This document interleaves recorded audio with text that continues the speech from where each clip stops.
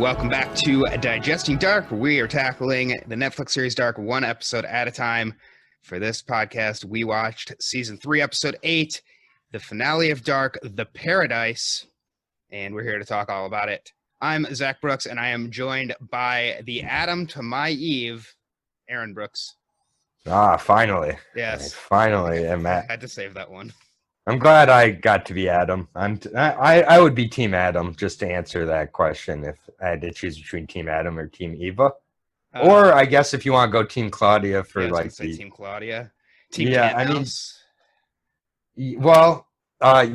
I guess I kind of was right about Tannhaus in the end, wasn't I? Yeah. Suddenly Tannhaus was the big antagonist of this whole show. Yep. I mean, it was all Tannhaus all along. Yeah. So it was all his fault. But we'll get into that and the suddenness of it because I have some thoughts.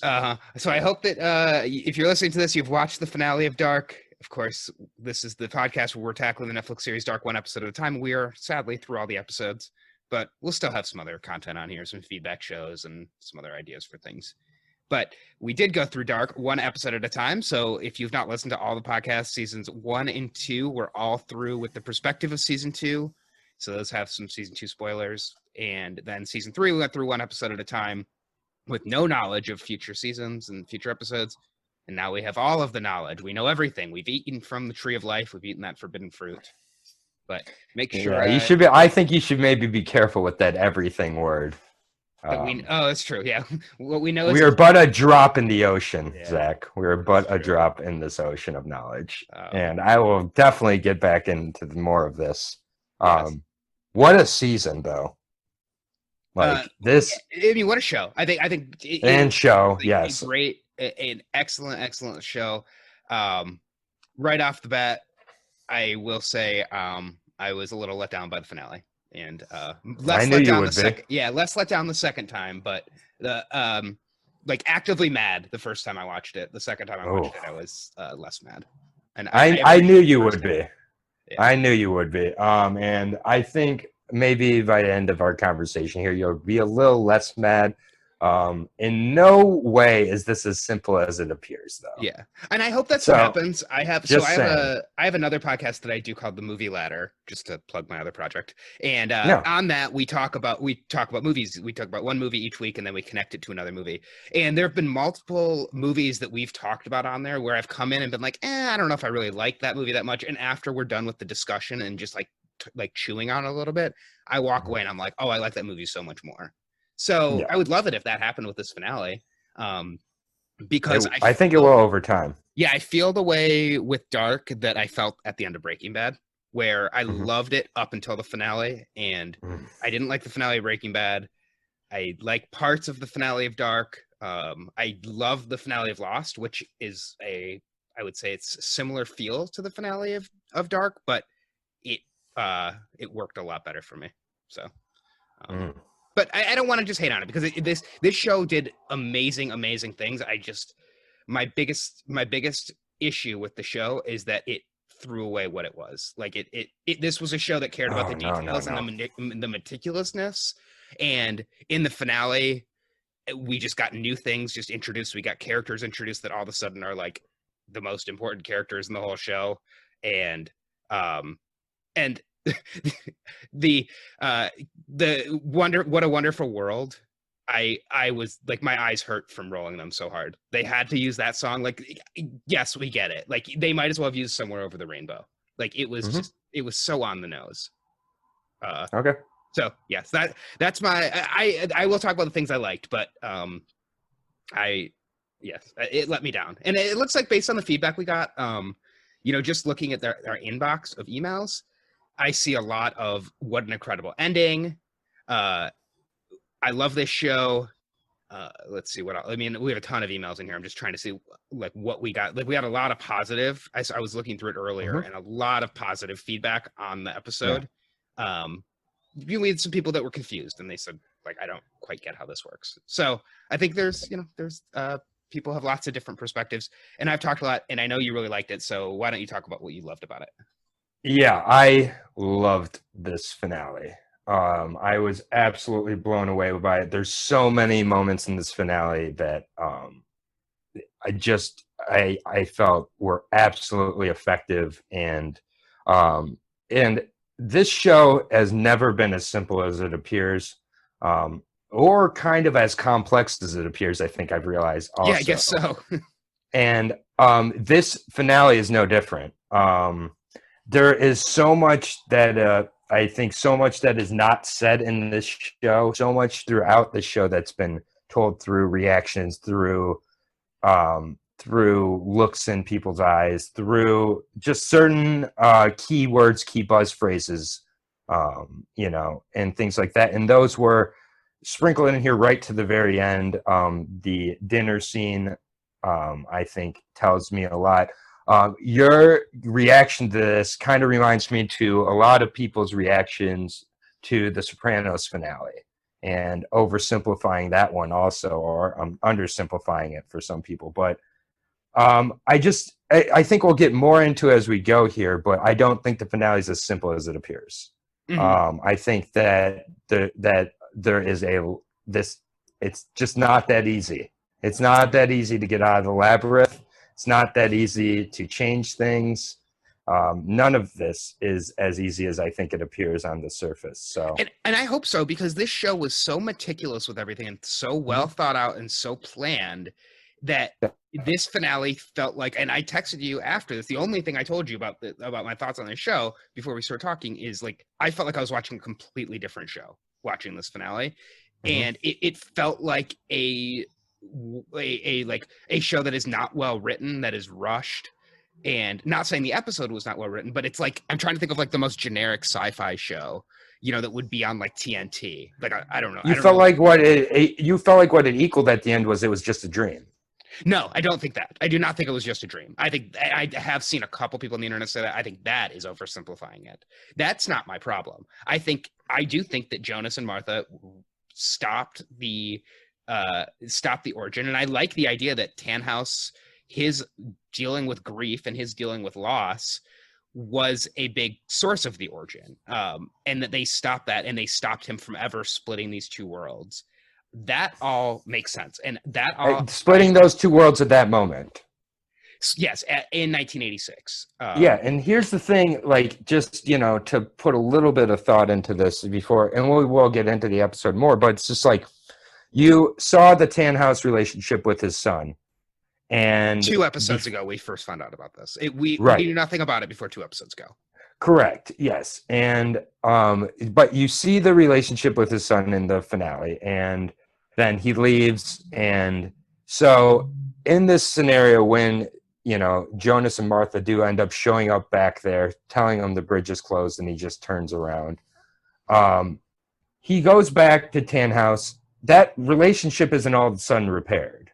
Right. It is temporarily. Things are just moved around, I think, and things are just changed. And this isn't breaking a cycle. This is creating a different cycle. That's all this is doing. And all it's doing is just, the tricetta, the logo, it's essentially shifting and creating a new set of 3 here. Right. And so it's another switch point, basically. Yeah, and you're just going down towards the same thing. And I mean, I guess I'll just do you just want to get into the dinner scene here? Yeah. So one thing I meant to say at the top of the podcast, and I didn't, and I think and I want to bring it up because, as we're talking about Tannhaus dealing with the grief of his son. So obviously we said we were going to be back like Sunday, maybe Monday with this podcast. Oh, yeah. And we're recording this Friday. It's probably going to come out Friday afternoon. And like, first of all, like, we know a lot of people have been anxiously waiting for this and have stuck with us through this whole season. So like, thank you for that. And we apologize for the delay. Like, I think that like, this is not what we intended, but we just ran into a lot of scheduling delays. And then on top of that, one of our family dogs, Phoebe, was in the hospital all week. And we ended up having to put her down yesterday. And, I'm sharing that mostly because I think that's going to color some of this discussion of grief, because it was a very hard day for our family yesterday. And and we just, while she was in the hospital, like, I don't think either of us were really in the right space to record a podcast about Dark because of the issues and the themes that it deals with. And we had planned to do it yesterday morning, thinking that she was going to be okay. And when it turned, we just both were not in the right headspace. And I think we both are now. And were ready for this, but we wanted to make sure that this was, especially for the finale podcast, that we were in the right headspace to talk about it. So that is the reason for the delay. It was not like a protest by me that I didn't like this finale, so I'm not going to record a podcast on it because I'm pissed off. So yeah.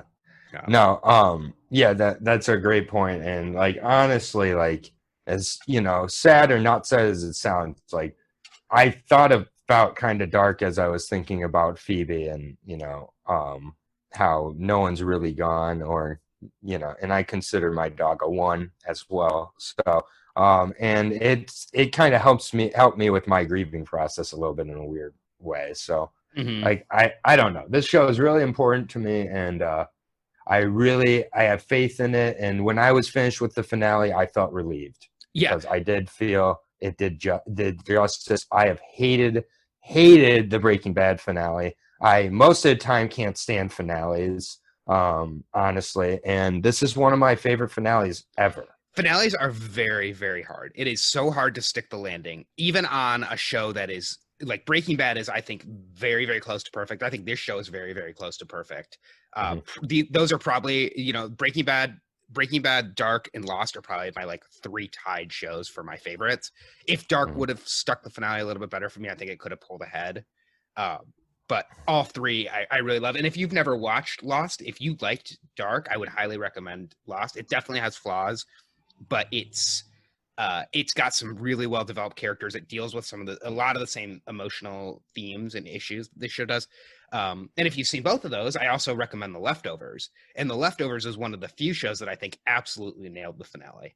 And Mr. Robot, I would say, up there as well. I think Mr. Robot did a very good job with the finale. I actually was like reading, I was trying to remember what exactly happened in the finale, and I was rereading the Mr. Robot finale. And I think that show is also did a really good job with the finale. And but a lot of times shows don't. It's very hard to end a show. I think it's much easier to start. I think it's a lot harder to end. And I don't know if there's any shows that you can think and the end is really the beginning. Yeah, I don't know if there's any shows that you think really nailed the finale. I mean, this is up there for me, honestly. It really is. As this finale happened, I stepped back after and just admired, first of all, the whole show. But the whole 3rd season is some of the most incredibly economic film storytelling for 8 episodes that I could ever see. Yes, I agree with that. Wow. It's so much was covered, yet it did not feel rushed. Like, it really didn't. And again, the end is the beginning. Like, this ending is not just like, oh, we're finally in the world the right way. Sorry, I bumped my mic. We're finally in the world the right way. This is how it is. And look, it's just the people who aren't connected. So, all the people who are like this, look at it. It's just really working out, and it's all order. We saw one room. We didn't see the whole universe in this scene. That's a good point. We saw one room. Drop. What we saw as a drop, and what we didn't see. And what we saw as a drop. And what else did we see in this scene? Think about, if you go back and watch that dinner scene, what else do we see in the scene? We see Hannah looking terrified throughout. All of a sudden she's just in love with Wooler. Okay, like, because that's in this world. I don't really buy that. I think, like, we don't know Katarina's story there. Regina's there. Like, we don't really know much. They're celebrating something for Regina. We don't know what. And it seems like she's married to some, based on the picture, it seems like she's married to some other guy that we've never seen before. Exactly. We're not being told things. We're being presented in a way where you can faultily connect the dots and say, oh, look, it's everybody who wasn't connected, and like this and that, like, but there's certain questions that were never answered in things like that. And I think for a reason, and we're only shown a dinner scene here in which the power goes out, in which Hannah looks at a yellow jacket across from her, looks terrified, says she's having deja vu, all these things. Hannah never believed in hell. What we're seeing at the end could potentially just be one person's personal version of hell, which in this case is Hannah's, I think. And you think Hannah's hell is being married to Waller. That's so mean to I, Waller. like just in general, this is the world where Hannah is punished the way that in maybe some alternative worlds other characters were punished more so. Interesting. I don't think Hannah ever really got her comeuppance. I don't think that Adam killing her in the past and putting Celia back were that's just too easy for a character like Hannah, I think. And she's looking around, she's like, oh, I had deja vu. Like, and every time a character said that, it's been a character who's been in that world who's not supposed to be in that world. And I think then ends with her saying she's pregnant with Jonas. This is another form of Jonas coming back into this world. We don't know what form of Martha. It's left on an ambiguous note, though. I think that this could have been a season finale, and it could have kept going into these new worlds. And I wouldn't be mad about that, honestly. I would love to see more of this show because it's got to stop at some point. It's an unending labyrinth. Yeah. You're only getting deeper and deeper as you get into it. Otherwise, this show would never end. It would just continue to go into different worlds and continue to go. In this world, I think this is a world where Claudia was able to set up her pieces and get to where she thinks she won. Mm-hmm. And in this world, because in this world, Regina's healthy, Claudia gets what she wants in this world, and really, Jonas and Martha don't exactly appear to get what they want in this No, they world. don't get any. They sacrifice everything for what Claudia says is because Claudia says this is the way. So this is Claudia playing the game, and this is how Claudia thinks. To borrow a line from Uncut Gems, this is how Claudia wins. Mm-hmm. And so I just think that the deja vu line is so telling. Earlier in the season, Hannah is talking about how she doesn't believe in hell. And this is, I think, the beginning of how they make her a believer in her hell, because she's realizing she's stuck in a world she doesn't belong in. Does she mention hell in that scene? I don't know, but I mean, I know she mentions deja vu. I know she stares at the yellow rain jacket. I know that she says, I have a bad feeling. I feel like this has all happened before. I remember all of this happening. The power goes out. Like, this is not all peachy. I'm just saying. No, I definitely don't think it's a happy ending. And I was never really under not the impression that it's a happy ending. It's just like a different world.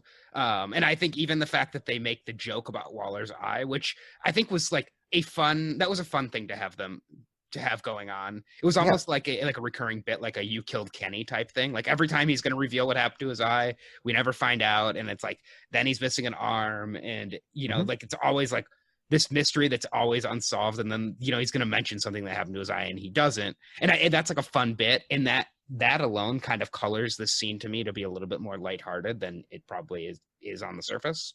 And I think that was all fine. And like, as I'm watching, and I actually thought the show was going to be over before that, because they cut to black for like a solid 2 or 3 seconds before that scene. And I thought maybe the show was over before they go to that epilogue. And, in that epilogue, I think that what I really got from it is not that everything that happened was a dream. Everything that happened actually happened.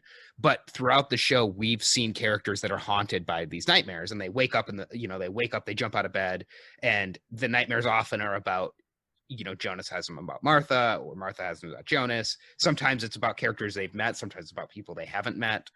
And so I think that what this is saying is that some of these worlds, like, they blend together through dreams, and not that the worlds were dreams, but there's just a blending that comes.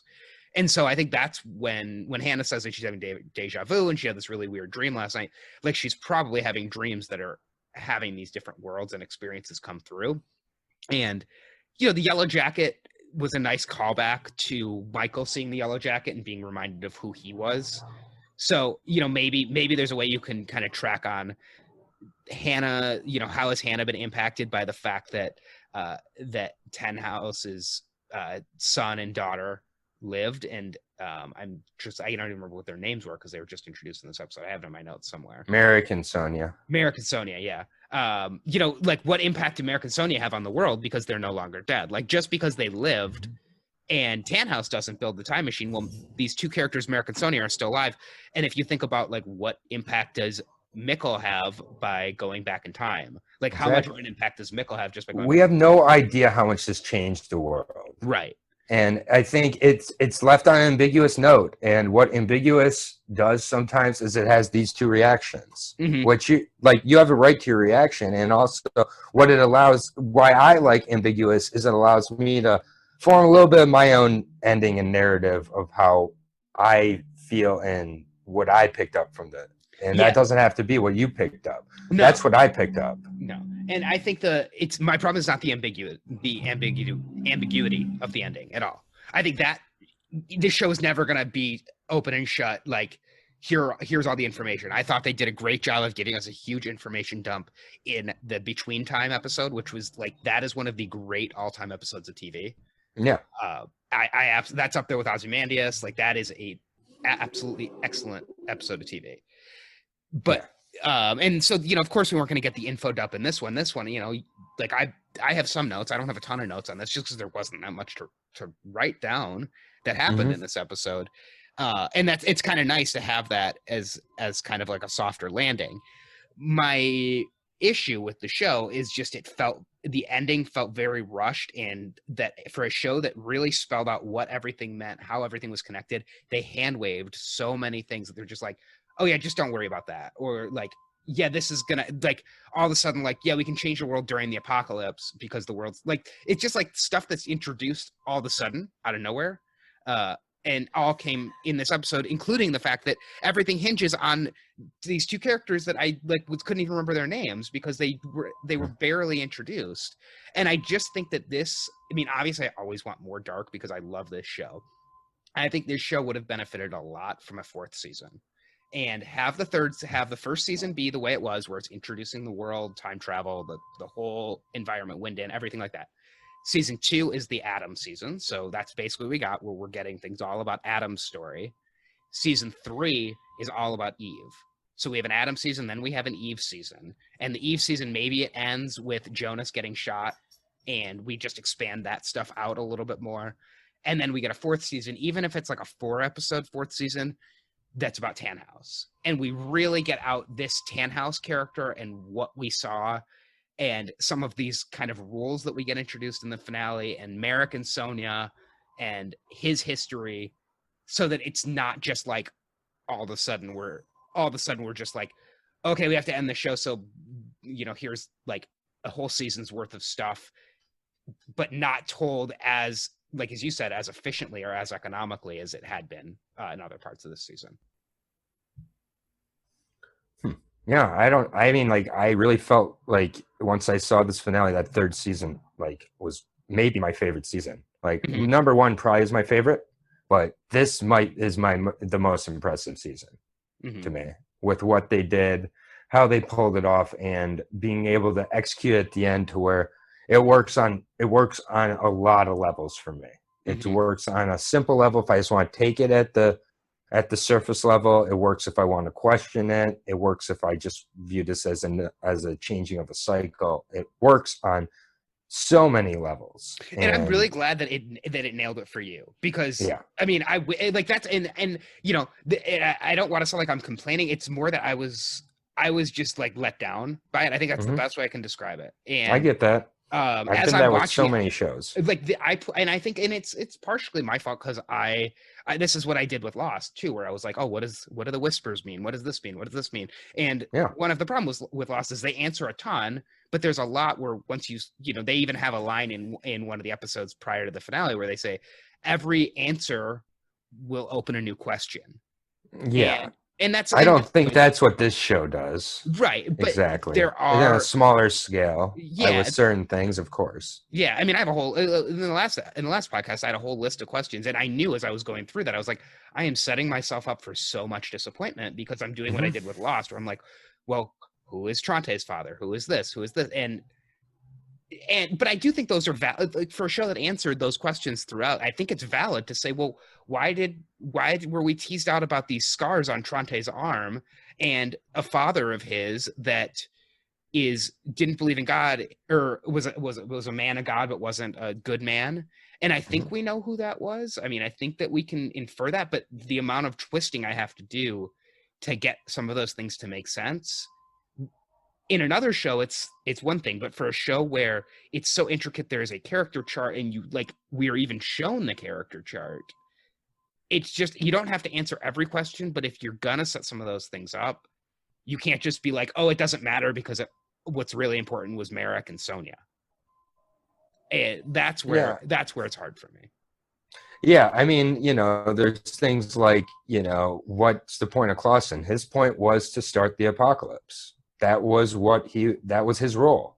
Like what his role was to get those barrels opened, whether he realized it or not. And that's the role he played in the world, to have it move on to the next part of the cycle and things like that. And, it's like Peter. Turns out Peter was just a guy showing up in Winden. Like, it's like they don't all have to be connected. And I think that's what I really like about that last scene, is it's like they don't all have to be connected. Here is a table full of people that you thought were gonna, we're gonna find out that Katerina was the son of, Tronte, or daughter of Tronte, or that Hannah was going to be related, and it's like, oh, actually no, these were just like ancillary characters, Waller, Bernadette, like that stuff is actually like really interesting. It's like, oh, actually, like when you go back and watch this show, you can watch these characters and be like, yeah, these are people who are not cursed by the Nielsen, Conwald, Tiedemann family line,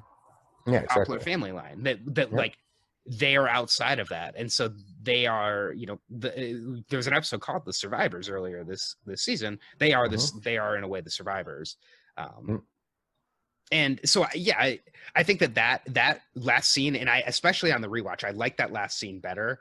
It's, and I like the first half of this episode as well. It's really the like Jonas and Martha save the world stuff where I'm kind of like, all right, I don't know about this.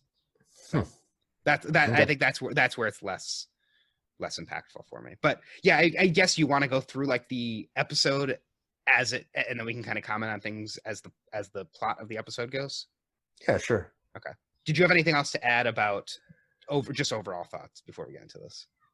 I mean, I think that Jonas and Martha's love story is one of the best love stories ever in a television series. Like, I just think it's and the way that they, I just think it's a great love story amongst everything else. A science fiction show. I think it's an amazing love story. Crosses world, crosses times, and across space and time, and family boundaries and non-family boundaries. Yeah, and I liked What a Wonderful World. I thought that was a really great rendition of the song, actually. Yeah, it was a good rendition. It was a new one. And it's a little cheesy, sure, but I also like cheesy, especially when it's earned. I just well, and especially if it's not a wonderful world, if what they're creating and what you're saying is it's not a wonderful world. I think there's a reason that we didn't use the original "What a Wonderful World" there. It was a very, very different alternative version of the song. Also, there's a singer that came from this show that I've discovered and I've been listening to a lot, and she did the Labyrinth song, the Ariande song, Asif Vandal, I believe is her name. She's a Israeli singer, and if you listen to a lot of those songs, I think they're really expressing a lot of the themes of this show. So I just kind of suggest giving that a listen at some point too. But the show picked really good music throughout, and I think that's why I was so thrown for a loop by What a Wonderful World. And I guess if you think about it being an alternate version of What a Wonderful World, a darker version of What a Wonderful World. Yes. I think that is an interesting point. It just on the surface, and maybe that's my problem and I think also it was like I was watching this episode and I'm just the clock is ticking down and we're getting closer and closer to the end. And I'm still like, no, I need like so much more of this. And yeah, I didn't have any of those thoughts entering my head as I was in there. I almost that felt really can take away from it. Yeah, it felt like a loss. It felt like the show, like I didn't even want to start the episode. And throughout, if you listen to these podcasts, every episode, I'm like, oh, we're only 3 episodes away from the end, 2 episodes. So I like really didn't want this show to end. And probably a big part of that is like right now we're in quarantine. There's less, there is a ton of content, but this is like one of the last new piece of content that I'm really excited about that we actually know is coming. And so Totally. that plays into it. Where I'm like, oh no, like Dark is over forever. Yeah, you have lost PTSD too that I don't have. Yes.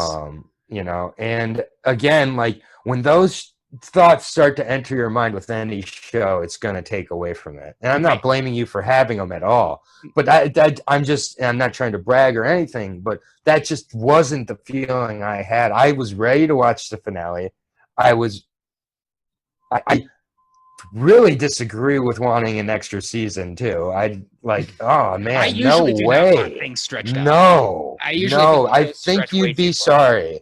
I think you'd be sorry. Less is more here. The way this ended was fantastic. I'm telling you, and it's just, it's like you can take it as that happy end, like the whole show. I've talked to some people who just watch this show without ever rewatching it or taking notes or anything and miss out on a ton of it and still like this show. That ending, you can take it how you want it. You really can. And it actually is correct, to be honest. So there's not a wrong answer. My friend John Densford, I was messaging with him about my problems with the finale. And he said, he was like, I finished it already. I liked it. Like, and he didn't, I think he listens to this podcast, but he doesn't rewatch the episodes. He doesn't watch taking notes. He doesn't really think about it. Just kind of watch. Yeah. You got to remember, this is a Netflix binge show. So like a lot of people, they watch it by Sunday and they're done. And it's like, cool. That made sense. That was good. And whereas like you and I, like we're going through with such a fine tooth comb that like, we're talking about like, what does this line mean? What does this color mean? And what that does is it creates heightened expectations, and expectations are killers. Yes. And like it's the game you play here. Yeah. And that's exactly what happened with Lost for me. But I will say, I loved the Lost finale at the time. I still love the Lost finale. It felt very epic to me. I couldn't believe that people had problems with the Lost finale. Yeah, this one isn't quite as epic. Right. As a really small kind of exactly. Yet this is, we know, but a drop. It's all told to us. We are but a drop in the ocean here. And seeing one dinner scene with 6 people in one location and thinking we know everything about this fucking world is a joke. So give me one more episode. Give me another drop. No. You're always going to want another drop. Yes, it's exactly. Always one more. Just one more. You're chasing the dragon. And you have PTSD. You have all sorts of things mixed up here. And I'm telling you, I'm with you. Almost every finale. We've talked almost any show we've ever watched, we've talked after the finale, and pretty much every time I bitch about finales. Like, I really do. Like, this isn't the one. Yeah. Yeah, this isn't the one for me. You need to watch The Leftovers next. Just finish I'm watching The Leftovers. Because I want to know what you think of that finale. Because I thought it was perfect.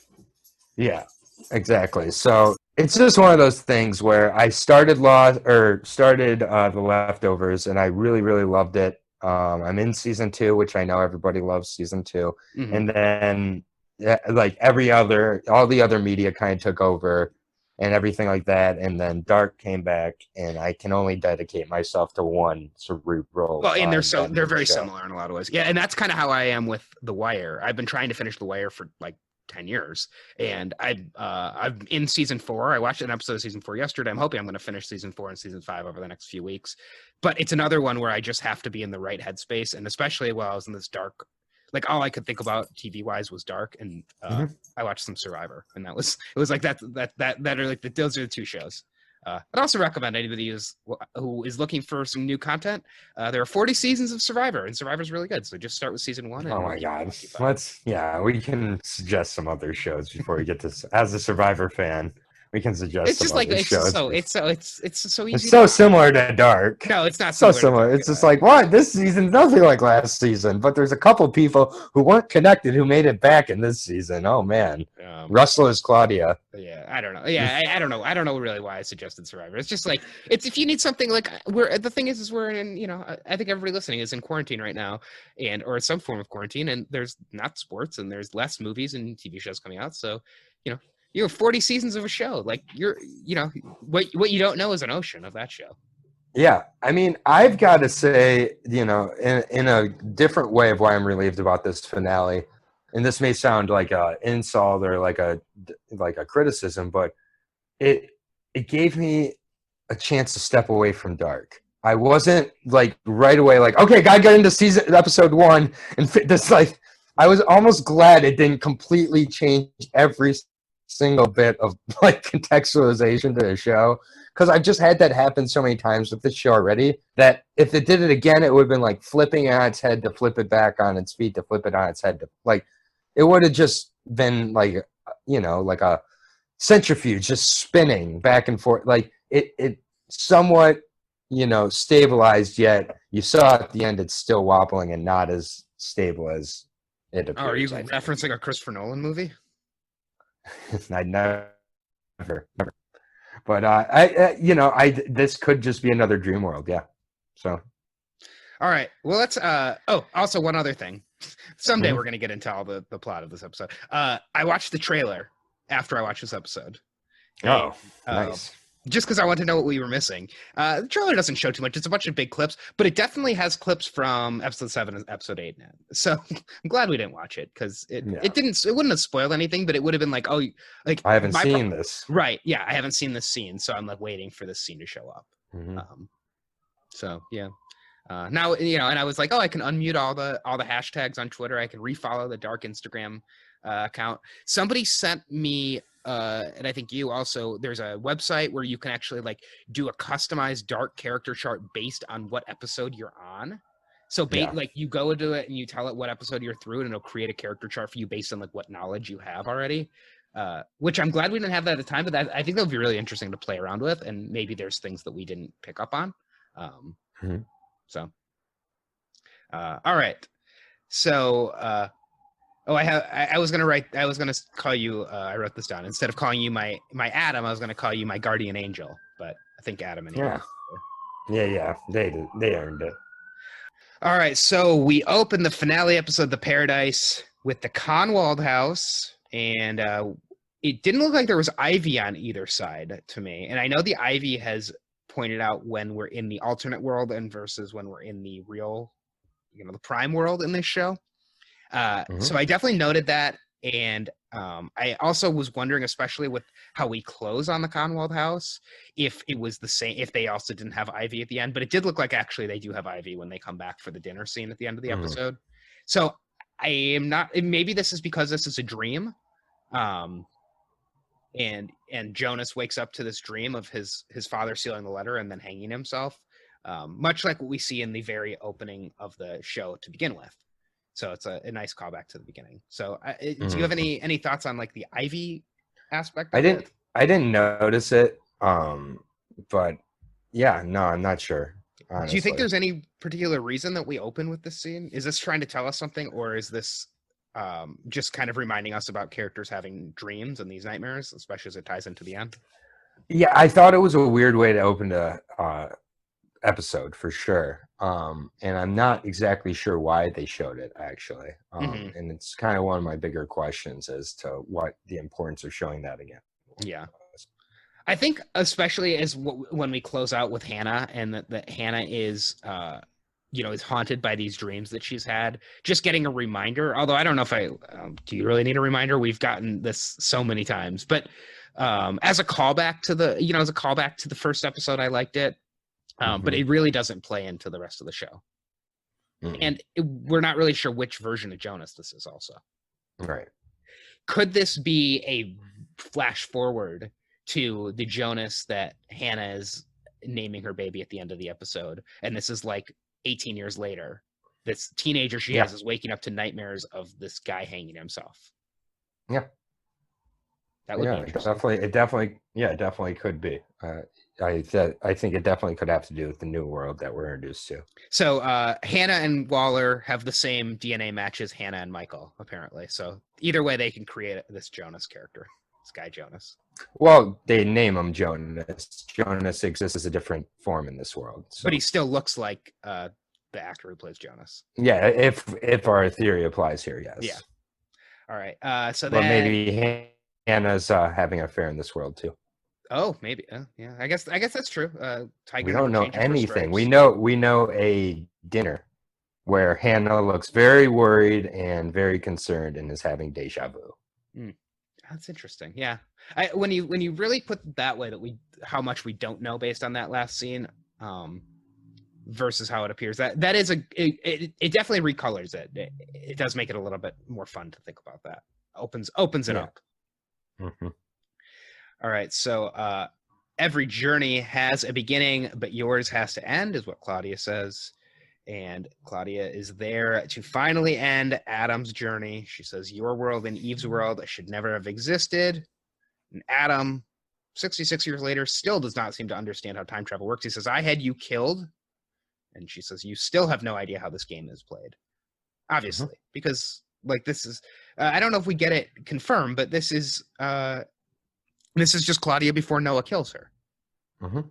So, in this timeline, she does all this and Noah kills her. And Claudia says, both worlds never should have existed. We worry too much about dualities, good and bad. And then suddenly Adam says, oh, the triqueta. So he suddenly remembered the triqueta. Do you remember the triqueta? Because it was brought up in an episode before. Mm-hmm. Yeah. HG brings it up. Oh, that's right. HG. Yep. So HG brings up, he actually, so he has a narration in Dark episode 8 from season 1, As You Sow, So Shall You Reap. And HG is giving narration, and he talks about duality and the triqueta and the Trinity knot, 3 dimensions, future, past, and present. So, for a show that ends up hinging on HG, and really the idea of 3 worlds, that we had the Adam world, the Eve world, and the Paradise world, I guess you'd call it. So the Paradise world just happens to be Claudia's world. So the other worlds shouldn't exist, but Claudia's world should exist. Just like how Adam's world, he feels like should exist, while everybody feels their world should exist. Mm-hmm. And I guess the only argument that Claudia's world should exist is that in Claudia's world, it's like the more natural world, because it's a world where time travel was never created. Yeah, the more natural world. Yeah, did you notice how unnatural all the colors looked when they show that world? Not really. Like no. it looks like a fairy tale. Like there's like all these purples and reds, and just it's so vibrant and heavenly and just nice, and it's just it's a whole new world. I mean, things look so different here. Yeah. And I guess this is the perfect. What a wonderful world! What a wonderful world. Mm-hmm. Look at. So, and it does definitely fit with the theme of this show, that there was a third dimension, a third world, which we've had that kind of teased out. I just wish we would have gotten a little bit earlier. That's all. We did get it in the last episode, obviously, and we get the we'll call it the Paradise world, just for lack of a better term. But Tannhaus is doesn't exist, as they all say. What was that? As all the characters kind of say at different points, they'll either try to sell their paradise or say paradise doesn't exist. Mm-hmm. That's true. Yeah. We do get people talking about paradises and if they exist a lot in this show. Mm-hmm. And in this paradise, there's no pain or sorrow for Claudia, because Regina lives and Regina's successful and has friends. It's all solved for Claudia. No more pain.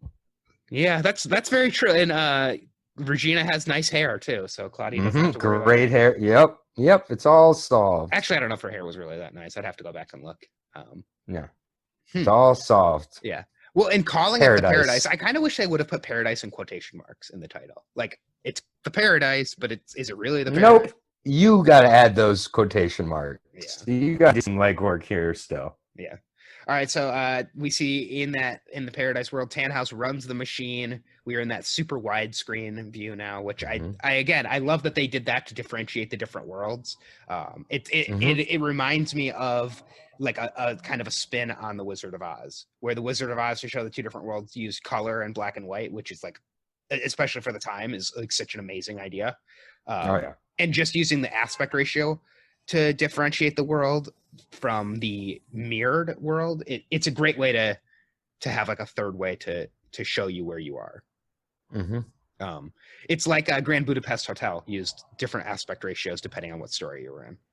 Oh yeah, there's tons. I mean, it's a pretty standard kind of auteur move to adjust the aspect ratio.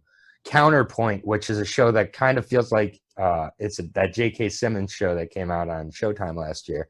Feels like it could be from like an exterior world of Dark, to be honest with you. Oh yeah, that's where I kind of came. That's been on a show on my watch list for a long time. You would like it. It got ended too soon, but that's kind of where I developed my theory of like when they travel from worlds, it makes a copy of themselves. Mm-hmm. Was like that and Prestige. It was like a combination of those two shows that got me to that theory. Yeah, I would say Brian Bodar is definitely a fan of Christopher Nolan. I think that is definitely true. Yeah. So all right, so he runs his machine, and instead of going back, because he was trying to go back to a time to prevent the death of his son, and instead he divided and created our two worlds, and then we see him to push two buttons, which I thought worked really well, and then we see the machine start running. It's got like black and fire in the middle of it, and he found a way to stop to prevent the origin. The way Claudia says the way to stop it is to prevent the origin world and time travel. The origin world from discovering time travel. So the way to stop her pain and sorrow. Yes. This is all Claudia's moves to get what she wants. Just for Regina, though. It doesn't save her. It was always for Regina. It was always, that was her, that it's talking about people's loves and motivations and what they'll do more than anything in this world. That was Regina, and it mirrors how HG was doing everything for Merrick. And that's true. Yeah, it's sacrificing everybody Parents else. doing everything just for their child, even if it means themselves. And the thing is, it's such a seeing the forest for not seeing the forest for the trees type situation, because Claudia had all this time with Regina, and instead of spending the years of Regina's life with her, she's traveling trying to solve this. Even after she saves Regina from the apocalypse. Instead of spending time at Regina's side as Regina is dying from cancer, she has her locked away in a hospital or in a police station that's like a makeshift hospital, and then sends Trante to kill her. Exactly. Yeah, and HG, I guess if you put that on HG, what does HG do when Merrick gets back? Like they get back and their lives. He has no idea that their lives have been saved, but his son is back that he did all of this to save, and what does he do? All right, see you tomorrow. Like going to bed. Exactly, and then they probably have the same exact argument tomorrow. Take over my fucking watch factory. Right. Yeah. Like, do you really think that just because, like, if Merrick comes back with Sony, he's like, oh, we saw some kids who told us the bridge was closed. I'm so sorry, Dad. I love you now. Like, everything's okay. Nothing's going to change there. It just, it changed the order of things. It put things out of order. It got Claudia to win in this case. But, again, it's just not that simple. That's true. So, then we see Adam in his old burnt headquarters, and everything is his painting is totally burnt. That painting that we liked so much with all the souls, or at least that I liked so much. And Claudia says every step had to be taken exactly as it had in the moment until now. And she says what they're doing is they're trying to destroy the origin, trying to destroy the origin happened many times before and was never successful. And Adam asks if this has happened. So his conversation with her in his headquarters has happened. And she said, this is the first time that her and Adam have met like this. She says, it's time now to really understand. Everything Adam and Eve have done has been to create the knot. So my question is, what's different this time? Why was Claudia finally able to get to this point where she never was able to get to this point before? I don't think there's anything different. So Claudia always had Adam send, so like this loop, but sometimes this loop didn't happen. Like there had to be times when this loop didn't happen because people lived through these cycles. And I don't expect you to know like all the answers to these things, but these are like the questions that it just like logically doesn't quite add up. Like, so what did some particular thing happen? Was there progress along the way that led to Claudia being at this moment where she finally was able to tell Adam how they had to save her paradise world? Yeah, I think this is how it was supposed to happen when it happened in this case. I don't. It's just I don't know. It's to say logic completely is tough with this show because it But is its own. for a show that's so illogical, But within so its many show's things logic, yeah. like everything has been like they've shown their work for everything. Like, Mm-hmm. yeah, like wait, it doesn't make sense that Mikkel could be Jonas's father, but they show you how it actually does make sense and how it worked. Like all along the way, they like this is like a math problem that they showed their work all along the way. And that's where I have the problems with the finale, where it's like, okay, like so why this time versus any other time? That's what I just don't quite get. And I can do the mental gymnastics to like defend the choices and be like, well, maybe there was a switch point and maybe this is a switch point. So like we've seen multiple versions of Jonas, maybe this is multiple versions of Claudia and Adam, and there was a switch point when Adam shot Martha with all the beams, the time travel beams, and by doing that it created a switch point where Claudia was able to do this. So like maybe what we're watching is just one of those tracks instead of this is like the end all be all of all the tracks. And yeah, no, I continue. Yeah. I just think that the work wasn't shown enough. That's all. That's fair. Yeah, and I think that again, your level of comfort with the ambiguity is going to range here. Yeah. I think, and so I think that's fair. I don't think that there is an end or a beginning, really. Mm-hmm. Like, I don't think there's an origin. So, do you think that these after? Well, I guess we can talk about that when we get there. But yeah, yeah, we'll talk about that when we get there. All right. So then we see Eve, and she says they must die. They must all die so they can be reborn correctly. Eve tells Martha about her baby. This is the version of Martha with the cut on her eye, the freshly made cut on her eye. So this version of Martha knew Jonas, was sent back by Magnus and Francisca to save Jonas after the Prime World Martha was shot by Adam. And this version of Martha was stopped by Bartos and brought back to Eve, and then Eve cut her across the eye. So that's how we got to this point with this version of Martha. With all the different versions, it's a little bit challenging.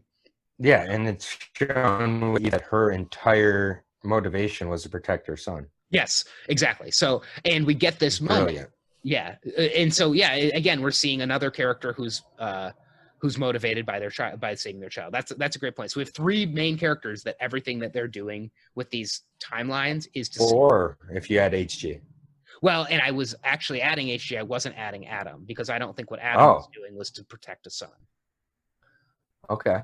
Adam is the only one who's doing his actions not to protect the son. He's doing his actions to protect his aunt, to protect Martha. Protect a loved one, though, yeah. Yeah, but we have three characters that are trying to protect a child. So we have HG, good point. We have Martha, and we have Claudia.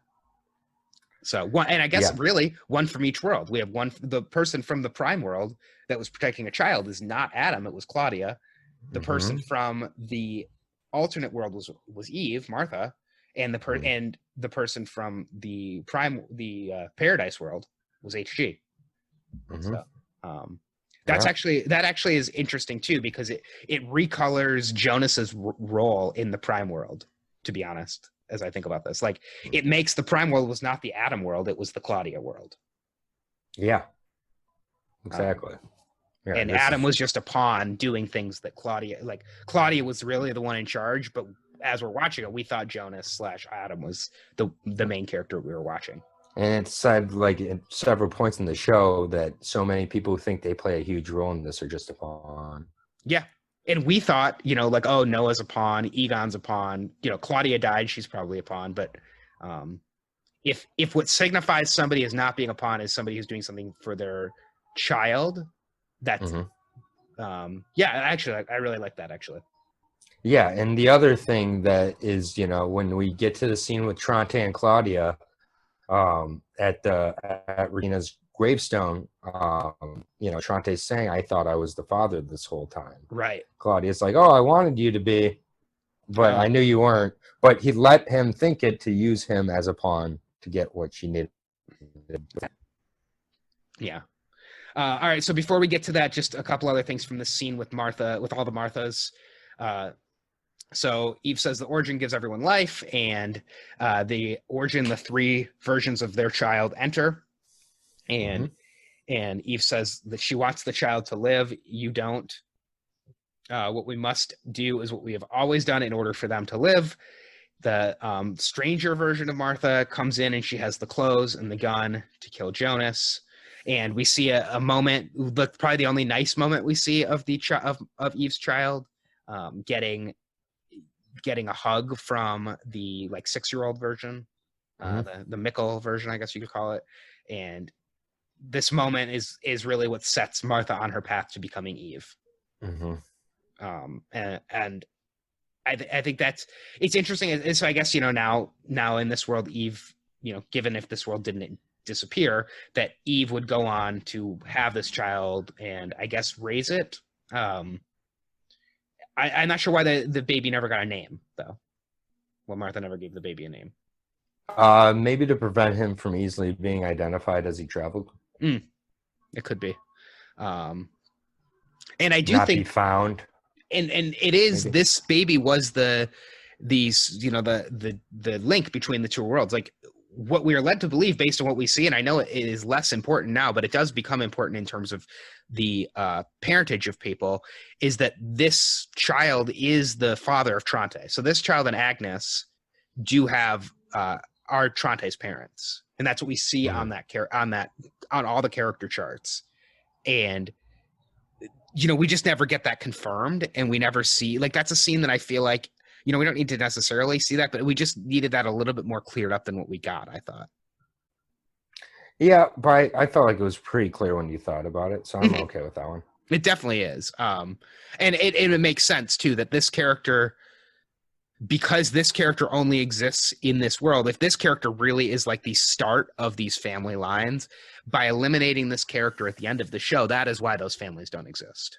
Yeah, and why the power plant doesn't exist. Right, which we don't know for sure the power plant doesn't exist, right? But I guess that is... No, but she's cancer-free. Yeah. And I think that's a big implication, okay. For sure. And also they show the scene where the three amigos are in the car with the mayor or the building inspector, right, and force them to sign the paperwork. So, and then, Burned is Regina's dad. That's the other thing we found out, confirmed. We did. Yes. How did we get that confirmed? They show a picture of Burned with Claudia and Regina in the Paradise World as well. Oh, I did not realize that was Burned. Yep, that's Burned. Burned was the father. Burned is the father of Regina. But how would that work? Because wasn't Burned really old? In the time, Burned was like in a wheelchair and stuff. Yeah, well, in the picture before the dinner scene, when they show Burned with Claudia and Regina, he's just standing up with a cane. Oh, that was Burned. Okay, yes. I'm gonna have to go back and watch that. I did not realize that's that. Burned. Wow, that's so. Yeah, I mean, I guess this is still weird. Something weird in this world. Like Burned and Claudia were the parents of Regina. This is what I'm saying. Yeah, this is what I'm saying. Claudia is in the shadows the whole time. Claudia is a snake. Well, that would fit with Adam and Eve and the snake. Adam and Eve. And you want to talk about what else works is that, while, yes, they call Jonas Adam, I think Jonas also could be Jesus in this scenario, and him and Hannah being pregnant in the Paradise World is Jesus being reborn. Yeah. So I'm not a Christian theology major or anything like that, but I do think that Jesus is known for being reborn, and Jonas is about to be reborn in the Paradise World. And when Jesus was reborn? 3 days later. Yep. Or I guess not reborn, resurrected, but 3 days. So there's that number. Yeah, sorry, resurrected. But yeah. Do you have any reasoning why Eve needed them to kill Jonas in this world? Why Eve needed Martha to kill Jonas? Because we do get like the Rashomon perspective of that, where we see it from the other angle. We see Martha standing behind the wall, and then she walks out and says she's sorry and shoots Jonas. What are your thoughts, I guess? Do you have any thoughts? Not really. I mean, I guess it was just like prevent this Jonas from becoming Adam, but this version of Jonas was never gonna become Adam. I think because every decision was to protect her kid in this world. yeah, I just don't you think like if like this version of well, okay, so what has to happen is that this version of Martha that's gonna be the parent of the baby kills Adam or kills Jonas, and then that version of Martha that is like grieving for Jonas then gets sent back. I guess it's the same reason why Adam kills Martha, because Mm-hmm. by Martha killing Jonas, it is what motivates Martha to find Bartos, to go try to stop the apocalypse, to get brought back by Magnus and Francisca, to then be at that switch point where sometimes she goes in and saves Jonas and brings him back to create. I guess by her seeing it, it sets her on that path to always bring Jonas back to the alternate world so that they can create the baby to begin with. Yep, basically. Exactly. Yeah, basically. I guess she had to. Yeah, I guess Jonas had to be killed because Jonas was always killed. Yeah. It's like not the most satisfying answer always, but it's because it always happened this way. Yeah. Okay. It's like some of these things I need to work out a little bit. That's all. Yeah, I think this is when that 6 months, a year from now, when you revisit it, I think you're going to be like, oh man, like that's not as bad as I thought. You're very close to it, very emotional. And I mean, I've just tried with all my effort to not have expectations with things anymore in media. It just doesn't work out when you do. And so I think that maybe that's what's playing a factor here. We put in days of work into months. This show. We spent a month on this show. I have more notes on this show than I have on anything. Well, I'm saying literal days of hours, watching and like literal days, and then recording. We spent 3 to 4 days of our lives, literally, when you compound all the time and notes together and research together. So rewatching and I mean, for me, building it up. Imagine just how many times do we say, "I have no idea how this show's going to end." Yeah, like. And the idea of ending this show by going back to like the literal origin of what created these two worlds, which was not the baby that they kept calling the baby. The origin was HG, like somebody from outside of this world having an influence.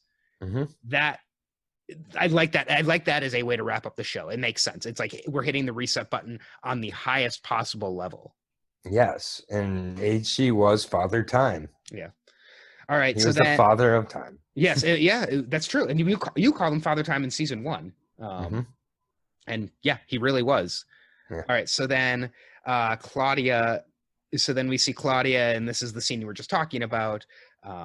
That she says, the two worlds never should have existed. Claudia spent 33 years trying to figure it out. We are all born of an ulcer. And she's talking to Tronte, and they're at Regina's grave, and this is where it's confirmed that Tronte. You said it's way too obvious that Tronte is Regina's father, and I said, well, yeah, they're just showing it to us. No, Tronte is not Regina's father, which is let him alone. Yeah, and by Tronte not being Regina's father, I guess that's probably what makes it that Claudia realizes she can end these loops because Regina is not part of these loops. She's not connected to the Nielsen line or to the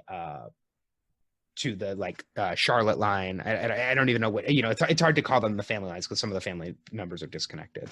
But yeah, and I mean, it just like really makes you view how all those characters are like end up in these alternate worlds, and when it's like, man, they're not even supposed to be here. They don't even belong here, and they're getting like some of the worst fates. It's like you go to that dinner scene, it's like Katerina gets killed by her mom. It's like Hannah gets killed by her son. Peter gets killed saving his daughter. I mean, Wooler and Benny, obviously nothing really happens to them. Well, they both die in both apocalypses, I believe. Right. They both died, but we didn't like really see a moment like that was like that tragic moment with those two. But still, like they're kind of screwed at the end. And then Regina, because of the power plant that was built from her from her father's or from her grandfather's doing, basically gets her cancer and gets her killed. So it's like everybody in that scene has a really tragic end in all these other worlds. Yeah, that I definitely noticed that too. That nobody who's in that, I think everybody's in that scene is dead by the end of the show, which I guess everybody said. But so then, so Claudia tells Tronte they wished it, do it quickly. Trate said he wished that he was her father. And Claudia said she also does, which she probably doesn't, because that means that she can eliminate the timelines since he's not the father. Yep. And Claudia tells Trate, do it quickly. What she's living is not life. It is snowing there, and they're standing at Regina's grave. So this is clearly sometime in the future they're having this discussion. And I guess then they just travel back. Maybe this is 2053 they're having this discussion. I'm not quite sure. Yeah, I think so. Because the snow doesn't start right away. The snow doesn't start for a little while. And it seems like the snow is something that has to do with the world outside of after the apocalypse. Yeah. And then we see Claudia. She opens a box and she puts on like a different clothing and like starts to try to look like the alternate world Claudia, who she's been impersonating. And she says, Regina can only live in the origin world and had to keep both of you in the dark to keep the knot happening. I think this is when she's talking to Adam. She tells Adam she had to keep both of them in the dark because they had to keep creating this knot, because the only way to eliminate the knot was to have it totally created so she could cut it out, I guess. Yep. Then we finally get some closure on Ulrich. And this was a scene that I just don't think this had a place in the finale. It was interesting to see. I'm glad we saw it. I had asked what is going to happen to Ulrich when he goes back to the 80s. Well, when he goes back to the 80s, he sees 80s version of Helge, and he realizes that he can try to stop things just like he did when he went to the 50s. We see the split screen of that. So we see, both versions of Ulrich hitting Helge with a rock. It's just a little different where he's hitting him this time, which I guess actually makes sense, because when you're hitting child Helge, the rock is much bigger than his face. And when you're hitting adult Helge, the rock is smaller than his face. So that's why it only takes out his eye versus the whole side of his face. He carries alternate Helge down into the bunker, which I would feel like that would just kill him, because his head is like bouncing up and down on those steps as he's going down. He probably should have carried him by the head instead of by the feet, but and we see the chair in there, so a version of the chair of that bunker, even in the alternate world. And then old Helge runs in, and he's the one who kills Ulrich. He kills him with like a pickaxe or a something like that, a shovel. I don't remember. Crowbar. That was what it was. Claudia comes down, so she's the one who's been telling alternate Helge. She's been playing that Noah role in the alternate world, where she's telling Helge to send the kids, which I guess makes sense, because in the alternate world, Claudia is Eve's number 2, just like Noah was Adam's number 2. Yeah, I love this scene. You didn't like this scene? I liked it. I just don't think it had a place in the finale. Like, why? I think it totally did, because it's showing that this isn't literally a mirror of the other world. It's showing, yes, they're taking very similar paths. There's going to be slight differences to what they're doing in those exact same moments. It's just more clarifying what they mean overall by when things happen in one world, they happen in another world, and how they can happen slightly different and still both exist. Yeah, and that's an interesting concept, and I kind of like the idea that, like, yeah, the worlds are not exactly opposites, and they're not exactly the same. Yeah, it's not like when he goes right, he goes left. When he takes a breath in, he takes a breath out. It's not that literal of a reflection of each other. It's more of a refraction of each other. Yeah. Where everything ends up in a different place, and some things are really close to how they happen in both worlds, while other things are way off. I mean, in this world, Ulrich dies in the bunker. Like, that's not how what happens in the world where he crushes his ear. Right. So yeah, and I think that if especially now that I've kind of come along to the Prime world, we were not actually watching Adam's story, we were watching Claudia's story. And that this is Claudia making sure the knot continues, because for whatever reason Ulrich needed to die in the alternate world in the bunker by Helge's hand for something else to happen. Get Helge to do what he needed to do. Right. And yeah, I mean, I get hung up on the details of some of this stuff, and it's just because the show was so good at the details all along that I have that expectation for it, that I expect it's gonna be clean with this stuff. And so things like, how did Helge know Ulrich died when Helge is unconscious? It doesn't quite make, like, the young Helge knew that Ulrich died because he remembered it in 2019. Like, it doesn't really track because he's unconscious at this point. But he's kind of coming back to a little bit, and I get it. Like in the real world, when you get hit in the face and then dragged down the stairs by your head, it should kill you. But it didn't. Right. Well, and So, being crushed by a rock should kill you, and it didn't in either world. So yeah, it's not that I think you he know, should be dead. It's more like, I guess, like what you can say is that, at some point Helge woke up and, Claudia had him bury Ulrich's body. And so he remembers Ulrich because he buried the body. And so, of course, that's why he knows he's dead in the future. It's just that number of steps that you have to take to get there. You just never had to do that with the show before.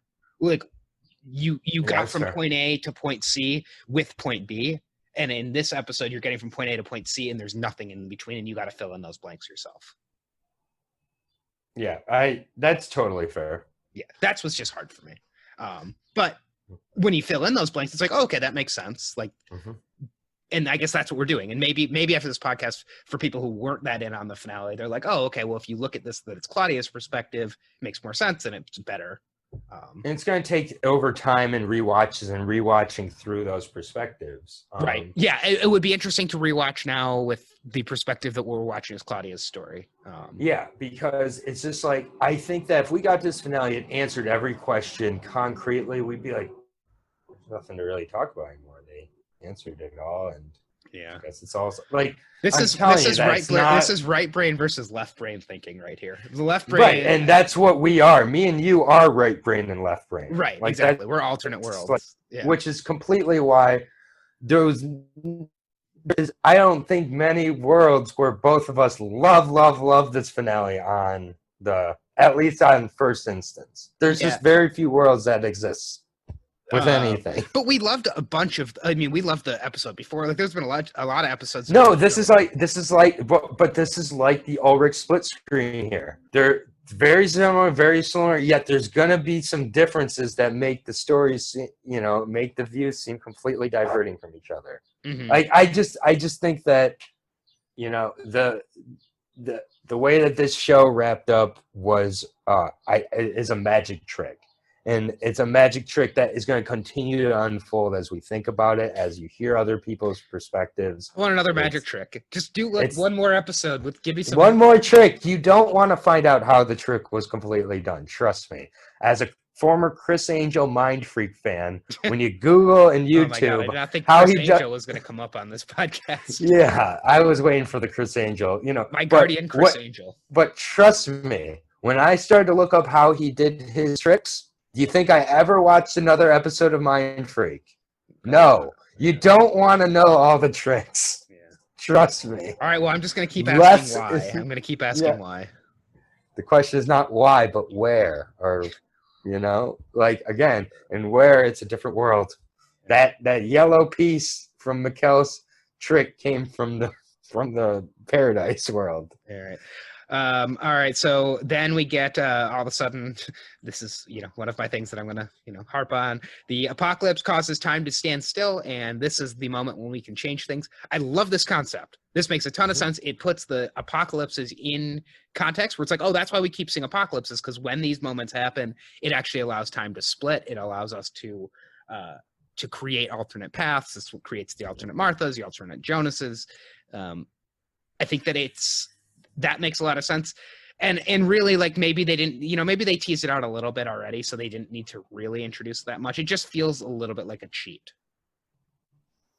I just, no. I mean, it's a loophole. Yeah, it is a loophole. And it's a literal loophole, right? Like, we're watching loops. It's a literal hole in the loop. And it's putting that hole into another loop, I think, though. Yeah. I think it's like you're hanging your carabiner from one rail onto the next rail and taking it off this one, and yet you're still connected to a new one. Right. Sorry, I'm a dog walker, so that's a really specific example, but it happens a lot where I have to connect the leash and then and this connect it to a new set of leashes. Well, and she talks about this as, Eve used it to change her past self, so we've seen all these different versions of Martha, like the version of Martha that, the version of Martha that is saved by Bartos and not gone into the house to bring Jonas back, that version comes back and becomes Eve. The version of Martha that is not saved by Bartos goes in, gets gets Jonas, brings Jonas to the alternate world to meet alternate world Martha to create the baby.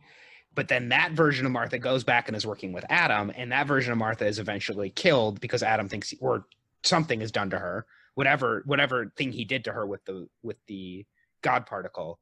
And so that's that trigger point. Basically, Bartosz is the switch point for her. And for Jonas, we see the switch point where, that there was a version of Jonas that was saved by Martha, and there's in that version of Jonas that's saved by Martha ends up creating a baby, but then ends up being killed by Eve. And there's a version of Jonas that is not saved by Martha. He goes on to work with Claudia, everything we saw in the last episode, and he grows up to be Adam. So the symmetry between those two, that there are two versions of Jonas and Martha. One grows up to be, an Adam or an Eve, and the other ends up being killed by the other at the hand of Adam or Eve. That's actually pretty interesting. Like that's like the great stuff that this show does so well, the symmetry and the reflecting and things like that. Yeah, I agree. Claudia also says that she created a stop point as well. So she said, I did that too. I think she said I ran the other way, maybe, is what she says. And we never saw this. We did not see what Claudia does during any of these apocalypses to be able to be a trigger point. What we're seeing is one Claudia. She killed the alternate world Claudia, assumed both identities, was traveling between worlds very freely. I would be curious if there was something, and I can't think of what it could be, but did she maybe do something during one of the apocalypse that created a switch point, and that's what allowed her to be able to stop these loops between Adam and Eve? Yeah, I think that's what that's alluding to. We just don't have any more details on what that is. I just think that if we had all the details of how everybody did everything, it just would not be. Which is why that line from Lost actually works so well, because they say that in one of the, they have an episode that's like a flashback that goes way back to the history of the island, and in that episode, one of the characters says every answer will just lead to another question, and it's a cop out in a way. Like people were like, "Oh, come on!" Like especially when people were watching Lost, like, well, that's just the writers not wanting to answer everything, which is true, but it also is okay. So if it is true, and I've watched a lot of TV shows with that thought in mind. And I just kind of let that go when I was watching Dark because there were so many intriguing questions. But it is, when you get one answer, even in this show, it's like, okay, we got this, but then we're asking 10 other questions as a result of it. So, we get that there's an alternate world Martha, but then what does that mean with alternate world Ulrich? So I do get that. I think just the teasing out that Claudia says she did something, and we just don't know what it was, but she did something that created a switch point that allowed. I think that is the answer to what allowed this to happen. There was some switch point she did. Finally, she was able to do, and that's what allowed her to be here to stop this world. So we just don't know what that is. All right, so then we get, she tells Adam he must go back and stop your younger self during the apocalypse. So we go back to the day of the apocalypse from season 2, which is also happens to be the day this season dropped. That is June 27th, 2020. And which is well in the past for us now. We see Jonas. He is crying over Martha. She's been killed. In this version, Adam walks back in, and Adam takes Jonas to the alternate world. So in this version, Jonas is not saved by Martha. He's not brought to the alternate world. He does not run into the basement and become Adam. Adam has stepped in and changed the timeline, because he's able to do that because it's in the middle of the apocalypse, and he has taken his younger self out somewhere to the alternate world, and they're in a cave. And Adam says to Jonas, the question is not when, it is what world. And Adam says, a way for you to not become me, but you must trust me. So, you got to remember this version of Jonas. He's been through everything we've seen through the end of season 2. So he's like us at those early podcasts that we did, because he only knows what we've seen through season 2. He has seen this person kill Martha 2 minutes before in front of him. And Jonas walks out of the cave in the alternate world. And Adam said, all these years I thought I had to save it alone, but we're both responsible. So I think was he talking to Eve at this point? Or no, I guess he's still talking to Jonas at this point. And they hear some rustling, so they run, and this is where they see Ulrich and Helge running back into the caves to go back in time. So that is like a nice touch that does tie in that Ulrich scene that I was like, why is this in the finale? At least we're seeing the other perspective of that. Yep. Then we see Claudia with a slightly younger version of herself. They both have long gray hair, and they have the machine. And Claudia is saying how Adam and Jonas will set things right. And she, the slightly younger version of Claudia tells her older version, "Tell Dad I'm sorry." And older Claudia says, "If this works, Regina will live." So this might be a clue that this did always happen, because we always saw older Claudia go back and tell her father that she was sorry. Mm-hmm. And it's just a theme of this show that they always think what they're doing is new or unique or changing when it's not. Yeah. So I do think like it might just be another switch point, that these worlds might continue to exist. But what we saw was the switch point where Claudia changed things, and it set things right into a world. But it doesn't mean like these worlds all might exist in parallel with each other. Yeah, there's no such thing as the world. Yeah. So then in the alt world 2019, we once again get to see Bartosz and Martha on the bike. That silly double bike riding thing. They might as well just gotten a tandem bike. And they're stopped by the return of Magnus and Franziska. Yes. Finally, this is time to shine. Yeah. Except it's not, because Jonas runs, and he grabs the machine, gets the machine working, and then like almost like it feels like something from I don't know what, but like another movie that I've seen or another TV show where he like jumps and grabs Martha and I loved it. That was so great. Oh, you yeah, didn't like that? No, I liked it. It just reminded me of something. No, it was like Hero Jonas. Oh my god, I actually clapped. Like, really? Oh. Yeah, no, that was beautiful. That was a good hero moment for Jonas. I was glad he got that. I'm trying to think of what it reminded me of. Thanos snap out. It reminds me of Thanos every time they disappear. It looks like the snap. But yeah, that was great. Oh, that was great. I love that part. So, I mean, one question was in the last episode was like, where were Magnus and Franziska in like the 1888 time? Like, they just like kind of disappeared, and like it's very nitpicky. But I just like they were important characters. There's only so much time. There's a couple. They definitely. Yeah. Alexander got a little shafted at the end too. Definitely. Like, I mean, it's just there's certain characters that by the end it's like that was it. Yes. Yeah, I guess they played their role, I guess. Yeah, like I mean, yeah. I just always thought there was more to Magnus. They always seemed like they didn't trust Adam, and I just thought maybe there was more.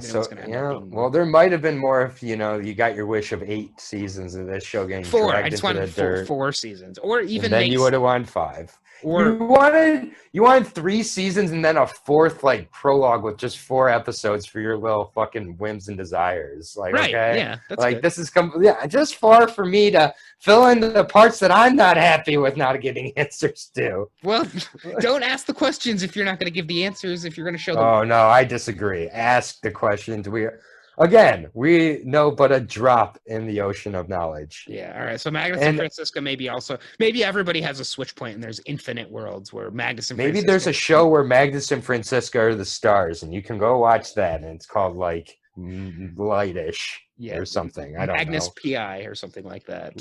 Yeah, it's in the Blackish universe. It's Lightish. It's like it's a spin-off in Germany.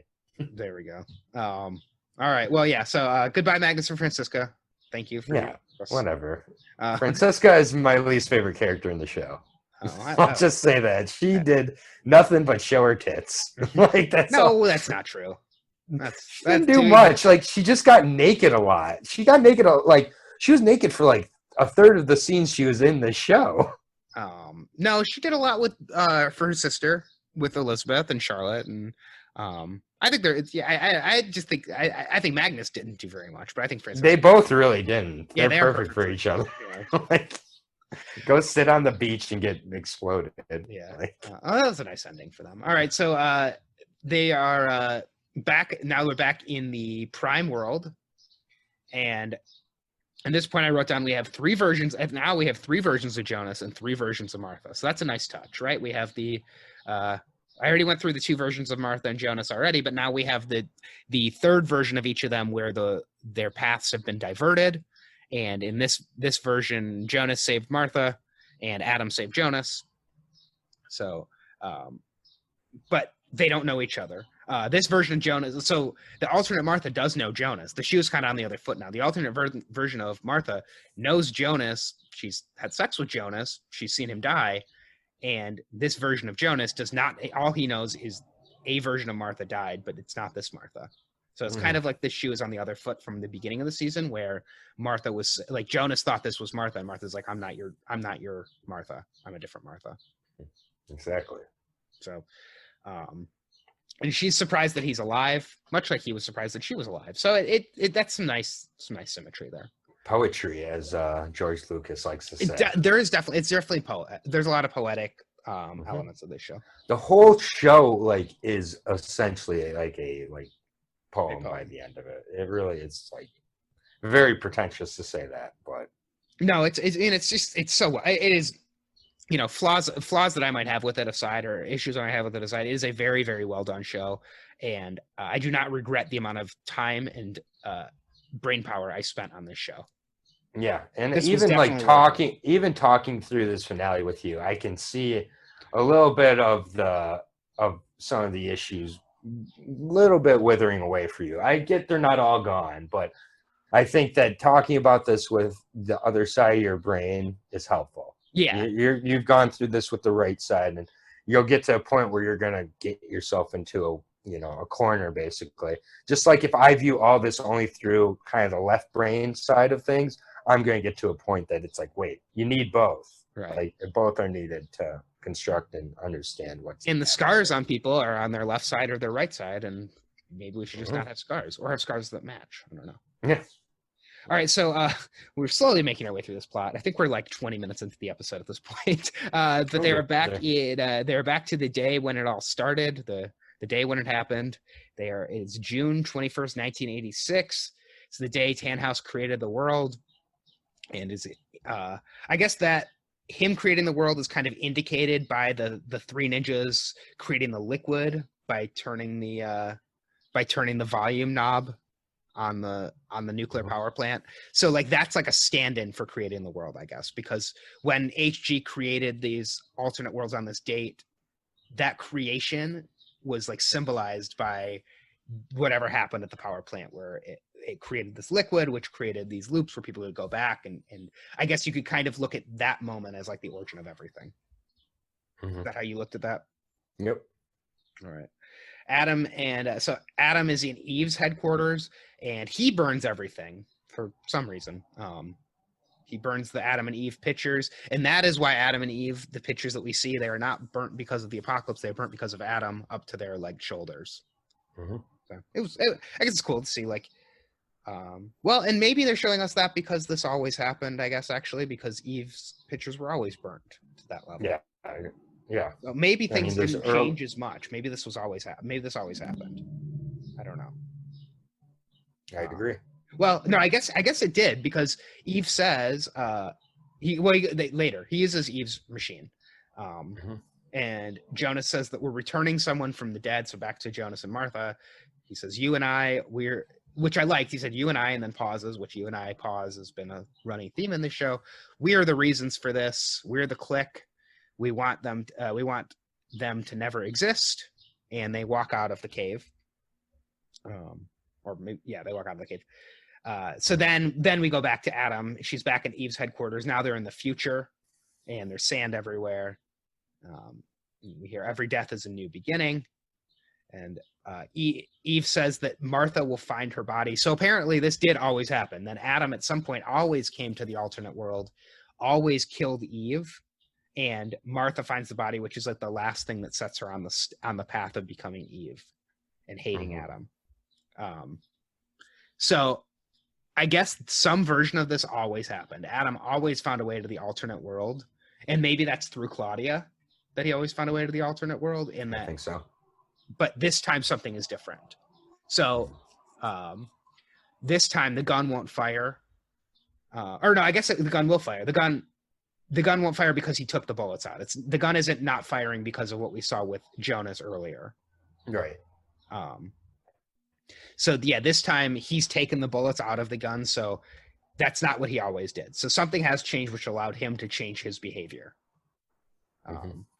And Adam says to Eve, "You won't die, I won't die."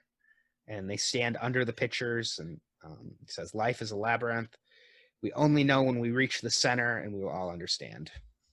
So, yeah, I guess that actually makes a little bit more sense. That he always was sent back to the alternate world. He always burnt those pictures, and he then went and shot Eve. But this time it's different. Mm-hmm. Or at least this path is different. Maybe not this time.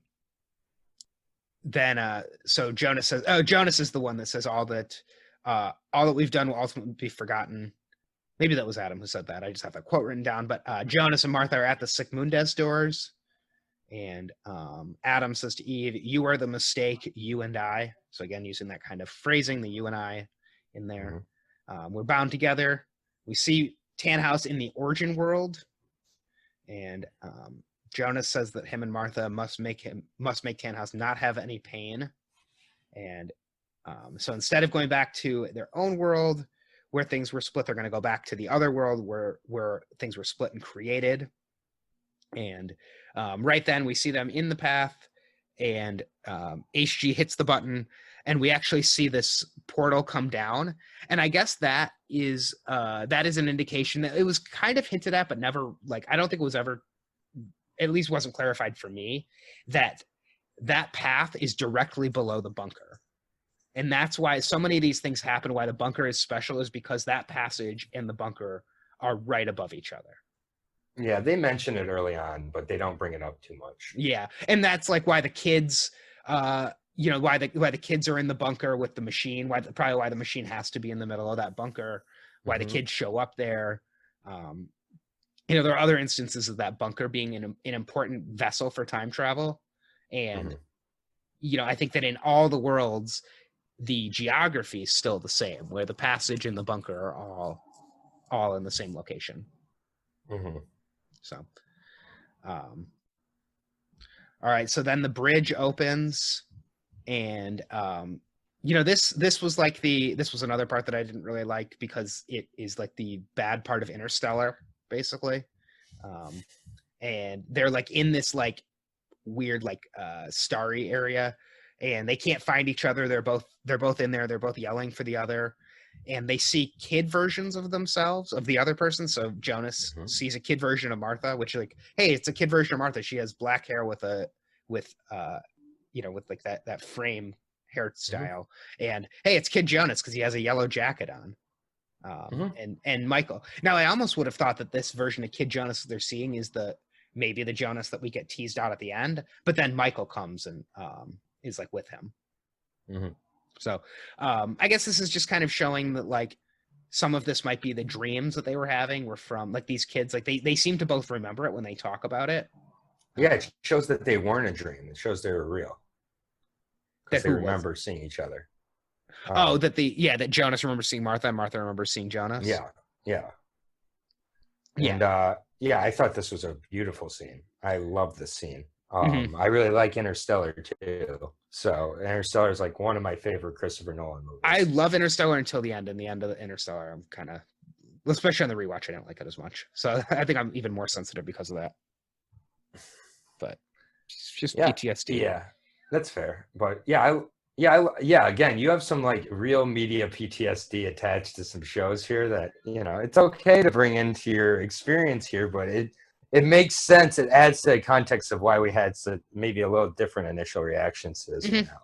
And it's been a couple days since I watched the finale, so like I've cooled on some of my like initial I want more, and that's what so much of this came from. I get it. It's just wanting more.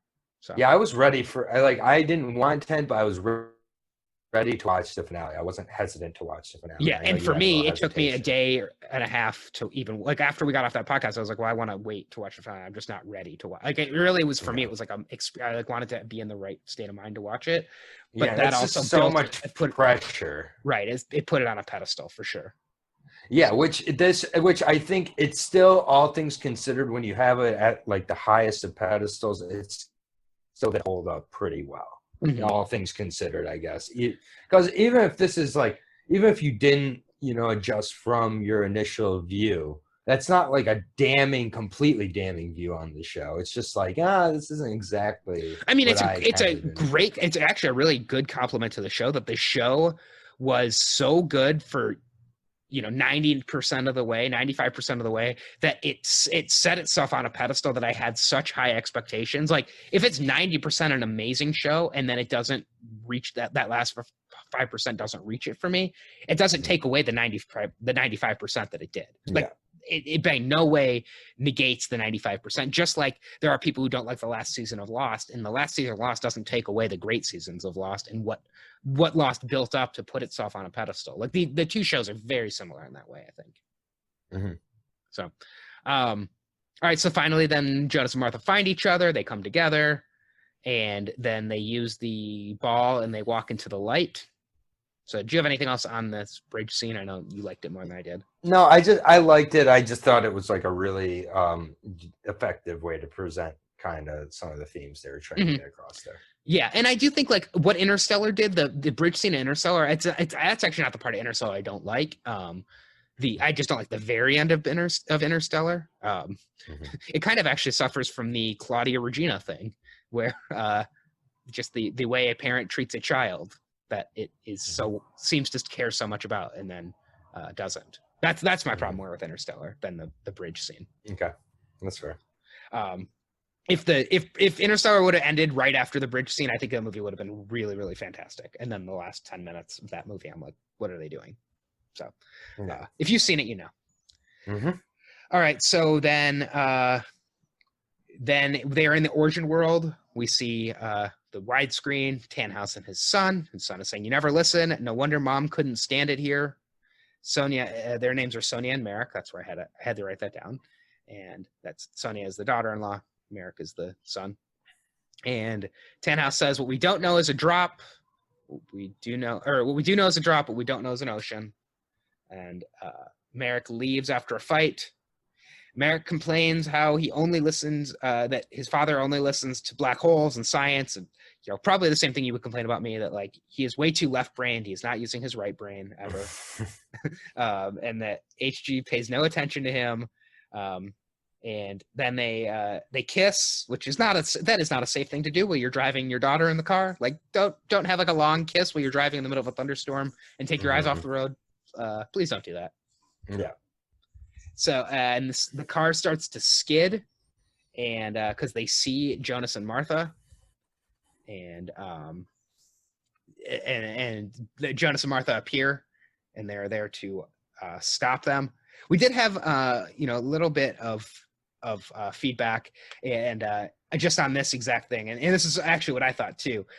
Tay Jacob wrote in and said, so Tay actually wrote a very long email, but did say that when Jonas and Martha show up, and Tay says, "Did you think for a minute that Jonas and Martha were going to be the reason HG and his son were pushed off the bridge, that they start to skid because they see them, and that's what causes the car crash?" Now you want to talk about, I think that would have been cheesy. Yeah, if they were the cause of it. Mm-hmm. I think that would have been so cheesy. Yeah. So boring. Yeah. Tay did say that they're glad. I think Tay is a woman, but I'm not sure. So Tay said that she's glad that the writers went a different direction. Yes. That would have been like if this was on network TV and they're trying to make it all be nice and orderly and neat and piled at the end. Yeah.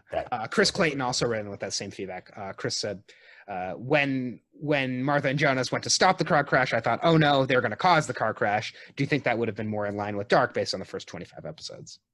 Sounds like. Yeah, and I'm also glad that they didn't just throughout the season keep showing like this weird bridge car crash and not showing you like who was in it or like what happened with it, or like constantly referencing it or constantly bringing it up. Like, I'm glad it wasn't mentioned. Like, yeah.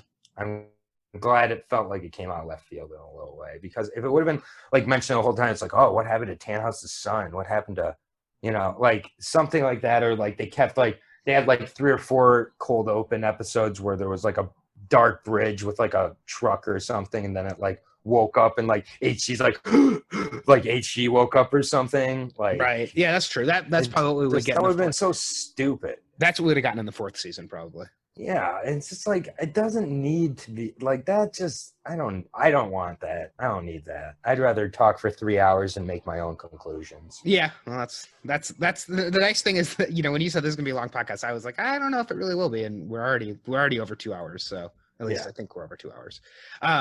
All right, so Jonas and Martha tell Merrick to turn around. He at least at first doesn't listen to them. Finally, they use the drop line. What we do know is a drop. What we don't know is an ocean. I noted in my notes, like, Merrick doesn't really seem like a very good guy. Like, he's just not very likable. All of this, we're gonna sacrifice these worlds for this guy who kind of sucks. I mean, he kind of looked like a weird like version of Magnus.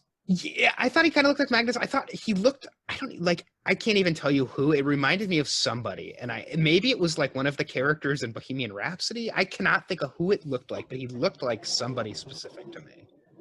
Yeah. I mean, I think that making this guy like a really not specialist kind of like douchebag, like, it's perfect. Yeah. It's just like, it's perfect. Like, don't make him this like prodigal, like this great man who it's like, oh my God, how does the world look? He's just some punk. Like, right. It's and because of him being just like this guy, because of this guy, we changed all these things, changed and created and got ruined and all that. That is a feeling you're supposed to have. It's like, really, this guy is the cause Merrick? Of the whole.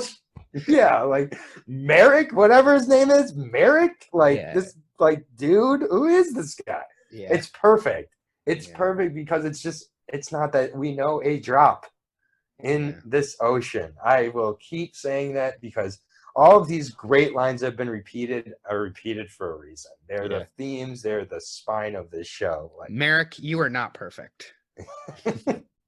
I wish you did drive off that bridge, Merrick. Yeah. Well, maybe he does. He might just drive off the bridge like 2 weeks later. I mean. Yeah, maybe he just goes the next day. He's like, "Oh, the bridge wasn't closed," and then they have the same argument, and then it just happens the next day. Also, Merrick clearly not a safe driver, based on his behavior in the little bit that we've seen him drive. So, yeah, I don't think we're giving LV. Also, what is Merrick's? Yeah, what is Merrick's big plan if he doesn't run Tannhouse's watch shop? What's your big plan there, buddy? Are you going to go start your grunge band? I was thinking he's definitely going to start Nirvana. Yeah, like, definitely. Are you going to be the heavy metal band that Ulrich obsesses about? Is that his band? Yeah. There's my theory. That's my theory. We never found out the name of that band. His only aim is to take many lives. The more, the better, he feels. Yes. All the lives I take are H.G. Tannhaus lives. My dad wants me to run his watch factory. I'm leaving. Yeah. You have a kid. Like, you need to have some plan for your child. Succession. Merrick. Yeah. This is like there's succession. Nepotism. Yeah. I did write down very cool that this happened at the bus stop. We saw that bus stop so much, and that we were like, that bus stop seems important. And it is cool that this scene happens at the bus stop. Yeah. Oh, I love the magical bus stop with 3 seats, one for each world. Oh, nice. Yes. I think that, and I cannot remember if you can tell in this scene, but I wonder if you look hard enough, if you can see that there's no power plant there. Yeah, I mean, I'm pretty sure there wasn't a power plant, or that's what you're supposed to. Because at that intersection, you usually can see the power plant. Now, it's really dark, so maybe you have to turn the brightness. And again, the reason the power plant exists is because of Martha's kids. Yeah, the 3 ninjas. Yeah, the 3 ninjas are the reason yeah, exactly. And in this world, the Paradise world, they actually are the 3 ninjas, and they just are in a movie, the 3 ninjas that takes place in this world. Much better. All right, I'd splice all those guys onto the 3 ninjas. Well, speaking of terrible movies. Yeah, there's some people that I'm going to revisit Splice. I bet I like it more now. I bet it's kind of like a 70s weird, like, body horror, like Cronenberg homage. But maybe I'll revisit Splice in the Mist. Yeah, if you like family relationships that it's a little bit problematic, I think Splice will have a father-daughter relationship that's not good. Yeah. If I remember correctly. Yeah. But, I mean, I think clearly the power plant isn't here because the origin of the power plant was one of the origins in this world, which is those kids. Yeah, okay. That makes a lot of sense. like the editing in this, I think is just weird. And again, because it's dark, and especially because I'm like, all right, well, there has to be some other shoe that's going to drop. I was like writing down every little thing. The editing is kind of weird, where Merrick looks like he turns left instead of like turning back, like doing a whole 180. It looks like he makes a left 90-degree turn. But then when they cut back, the car is driving back the other way, like past the bus stop, the way it's supposed to be. So I think it's just like he took a really wide U-turn is all. Yeah, he's not a good driver. Yeah, right. Like, you can't even do a U-turn right. Yeah. He probably, like it's like Die Hard 3. When he misses misses Jonas and Martha. It's like Samuel Jackson should have been in the back of me, like, were you aiming at those people? Yes, Samuel Jackson exists in the prime world at least. Then Merrick could have heard that and realized that, oh my God, he said, "Are you aiming for those people?" That's from Die Hard 3. I'm not in the right world anymore. Right. Again, this is why I don't write dark. Die Hard 3 hasn't come out yet. Yeah. In 1986. All right, we've really gone off the rails. This is what happens when we get past 2 hours. So they return back to Tannhouse's shop, where apparently it's like a B&B where he has like his beds above where they can sleep. And he says he hadn't even had a chance to strip the beds yet. Which, how many beds is he stripping? It's a married, I guess, one for the married couple and one for little baby Charlotte. Mm-hmm. And they say, "Would you like to hold your granddaughter?" Sonia says that. Seems like Sonia really likes HG. And he holds Charlotte. We see that she has an orange hat. Sort of reminded me of the fox hat that Elizabeth wears. Mm-hmm. Yeah, I can see that. Or the hat that gets left behind.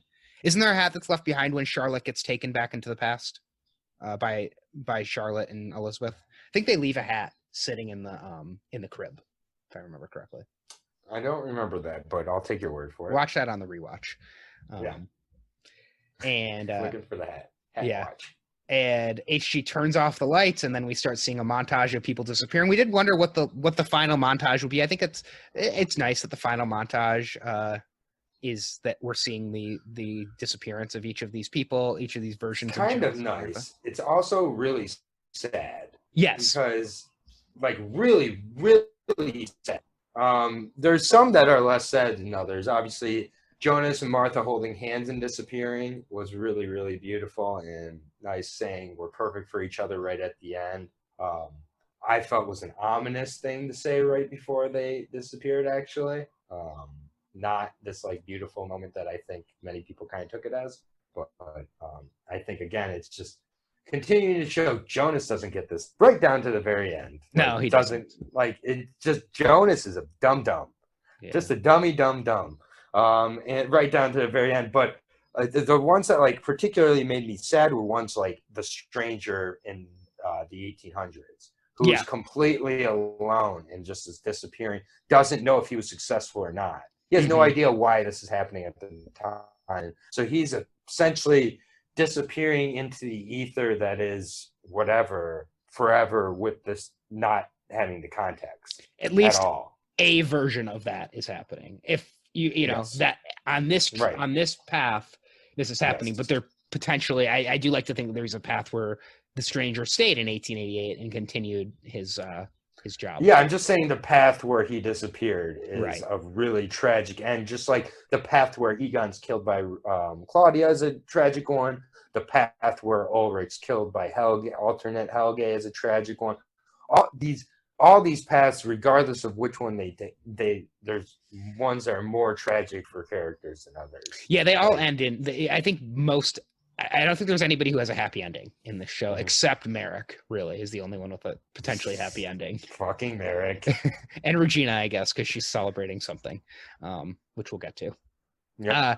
And maybe this is something to save for the feedback show, which if you haven't not figured out, we're very long in this podcast. We're probably not going to have time to get to feedback today. We'll do a feedback show in the next couple of days, and we really mean in the next couple of days. We're not going to wait like a super long time for that.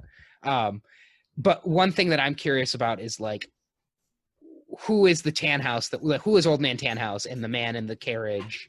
And they didn't have to answer everything, but they introduced Old Man in the carriage and Old Man Tannhouse, and he has the pocket watch that says for Charlotte, and their name is Tannhouse. And I just don't quite understand what that means, if this is a world where Tannhouse changed, like where Tannhaus created these split worlds. Like, is it that Tannhaus created a split world that like created a character who is I just don't, or did he go back and, you know, part of him created the split world is like this created a switch for him. And this is what I like to think is that this Tannhaus created a switch. He sent himself back to 1888 or 1800 maybe. Mm-hmm. And this is the man who is back, and he's trying to create Sigmundes. And I think that's definitely what happened. They talk about Tannhaus earlier in the season and talk about how Tannhaus's father also had this as an obsession. I believe they even say his father's father was always obsessed with time travel as well and changing things. Right, and he was the creator of Sigmundes. So is it that he kept traveling back and getting... He traveled back, but then where did the present time Tannhaus in the prime... Like, it's like, did he end up having a great-grandson that's the exact same person as that he was like, that his great-grandson, or... Yes. I think essentially we don't know the origins of Tannhaus either. That could be that could be one of the cases. That's some of the stuff I would have just liked to have seen. Some of I thought that like the fact that there is a Tannhaus in 1888, when I saw that in episode 1, I was so excited by that. That was the thing that I remember when we started this podcast. I was like, oh my god, the stranger is Tannhaus. Well, no, that wasn't the case, but I was just so excited by the fact that there was like, oh, we're getting like the Tannhaus backstory now. And then we really don't get it. Like we get this old blind man, we get like some Sigmundes stuff, but like I would have loved it. Like that's some of the stuff that I think if they could have expanded on, I would have loved to have gotten more of that and just kind of understand where this all came from and what this all means. Yeah. And even if that is told with the same number of episodes and we're given that instead of scenes of Hannah blackmailing Alexander again, like that's where like that stuff just like I just don't think that was like important use of time.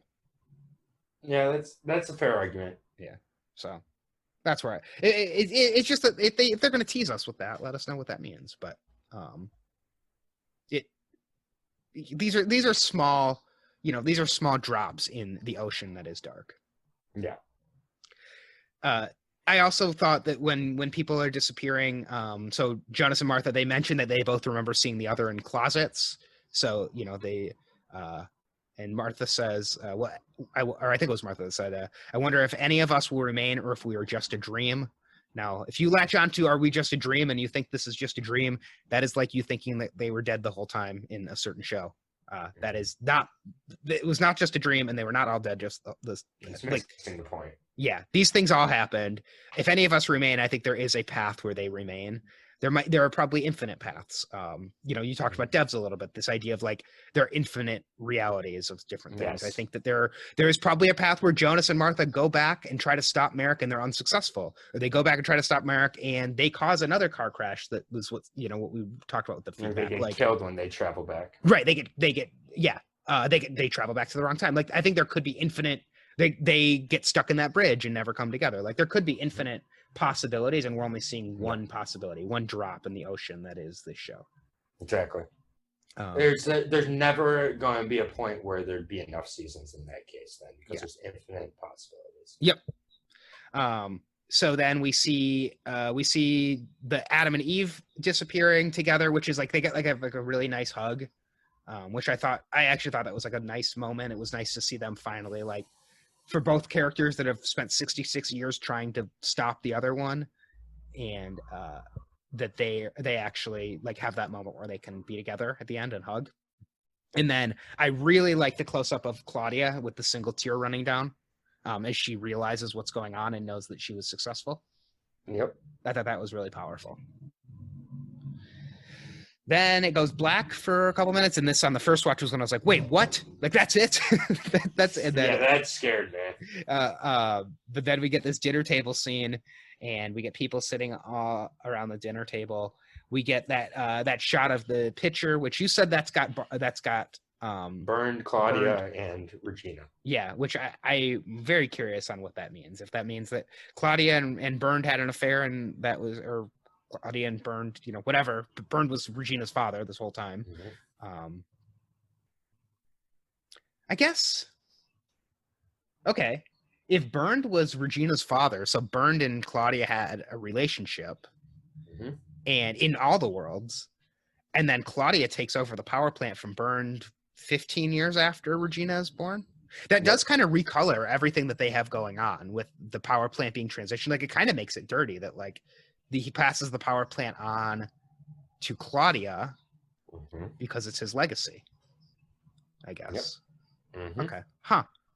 Yeah, okay, so that's a reveal I totally missed, and that definitely recolors things both in this new world, but also in the in the original world.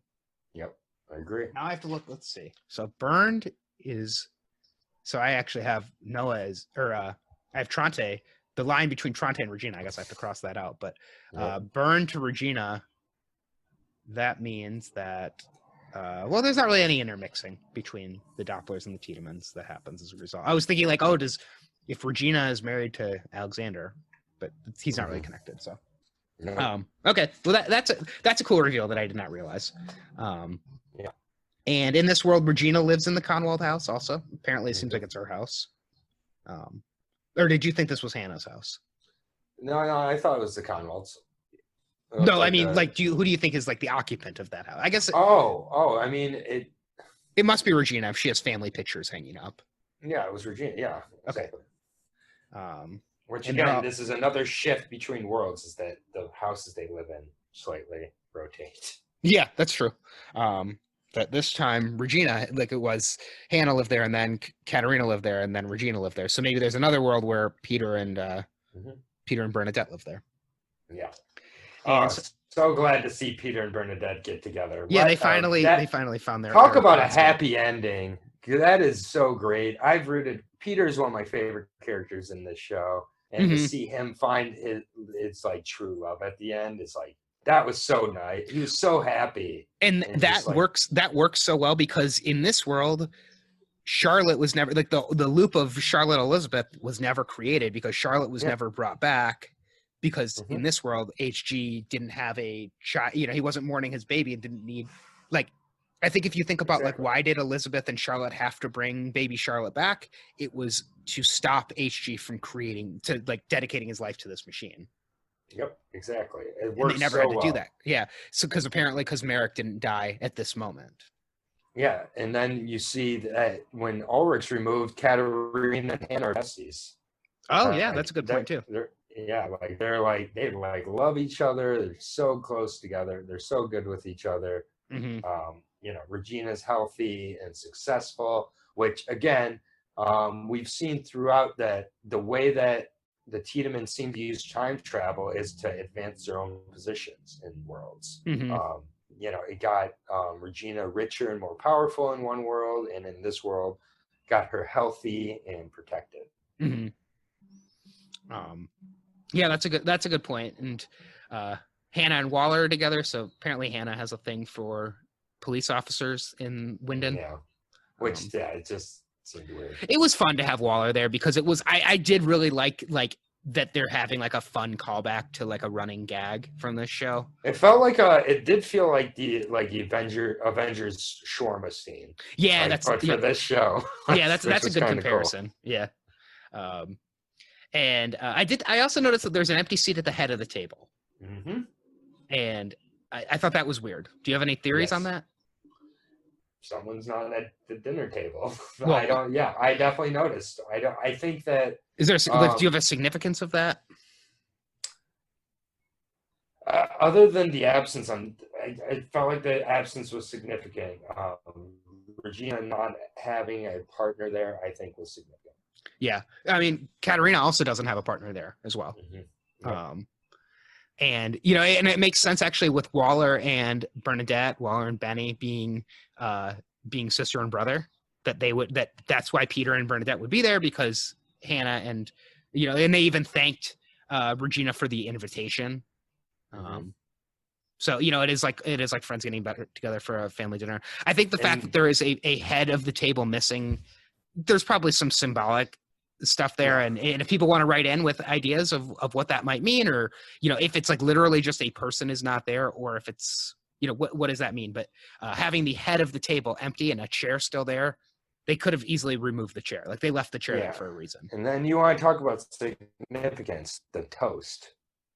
Okay, so before the toast, one thing about the the head of the table, I was just thinking there is the idea of the Last Supper, and Jesus is in the middle of the table, and but it was more set. It was more set up in a different kind of table setup. Remember? Right? Yeah. The they're Last all Supper sitting is on the same side. right. Where they ordered the table for 24, but they're like, but we all want to sit on the same side. Hey, Like have you ever seen History of the World? They address that. Jesus. Yes. No, I think, but if you like flex out that table and put like there's equal number of people on both sides, so like it's like a reshaped Last Supper potentially. Okay. I don't know. Okay, so what about the toast? The toast to a world without Wyndon. Yeah, they all hope for that. This is paradise, though. This is such a great place, right? Yeah. So again, this is not this paradise that we're led to believe. It's the same old fucked up Wyndon. Just people are in different positions. Mm-hmm. And the power, I think, goes out right after they say to a world without Wyndon, or comes back on. And so like, Wyndon won't give up that easily. Yeah, so the lights had gone out before, and this is when Hannah looks kind of spooked. And this is when Hannah brings up that she had deja vu and that the lights were flickering in her dream. The world ended, but it actually felt good when the world ended. We were a world being free of wants and needs. And then this is when Katerina says, like, so everybody's just kind of like awkward about this. And then this is when Katerina says, to a world without Wyndon, they toast and the lights come back up. So, I think that it's definitely, you're right. It is definitely not a happy place that they live in. Like, they might be happy in this moment, but it doesn't seem like it's a great place to live either.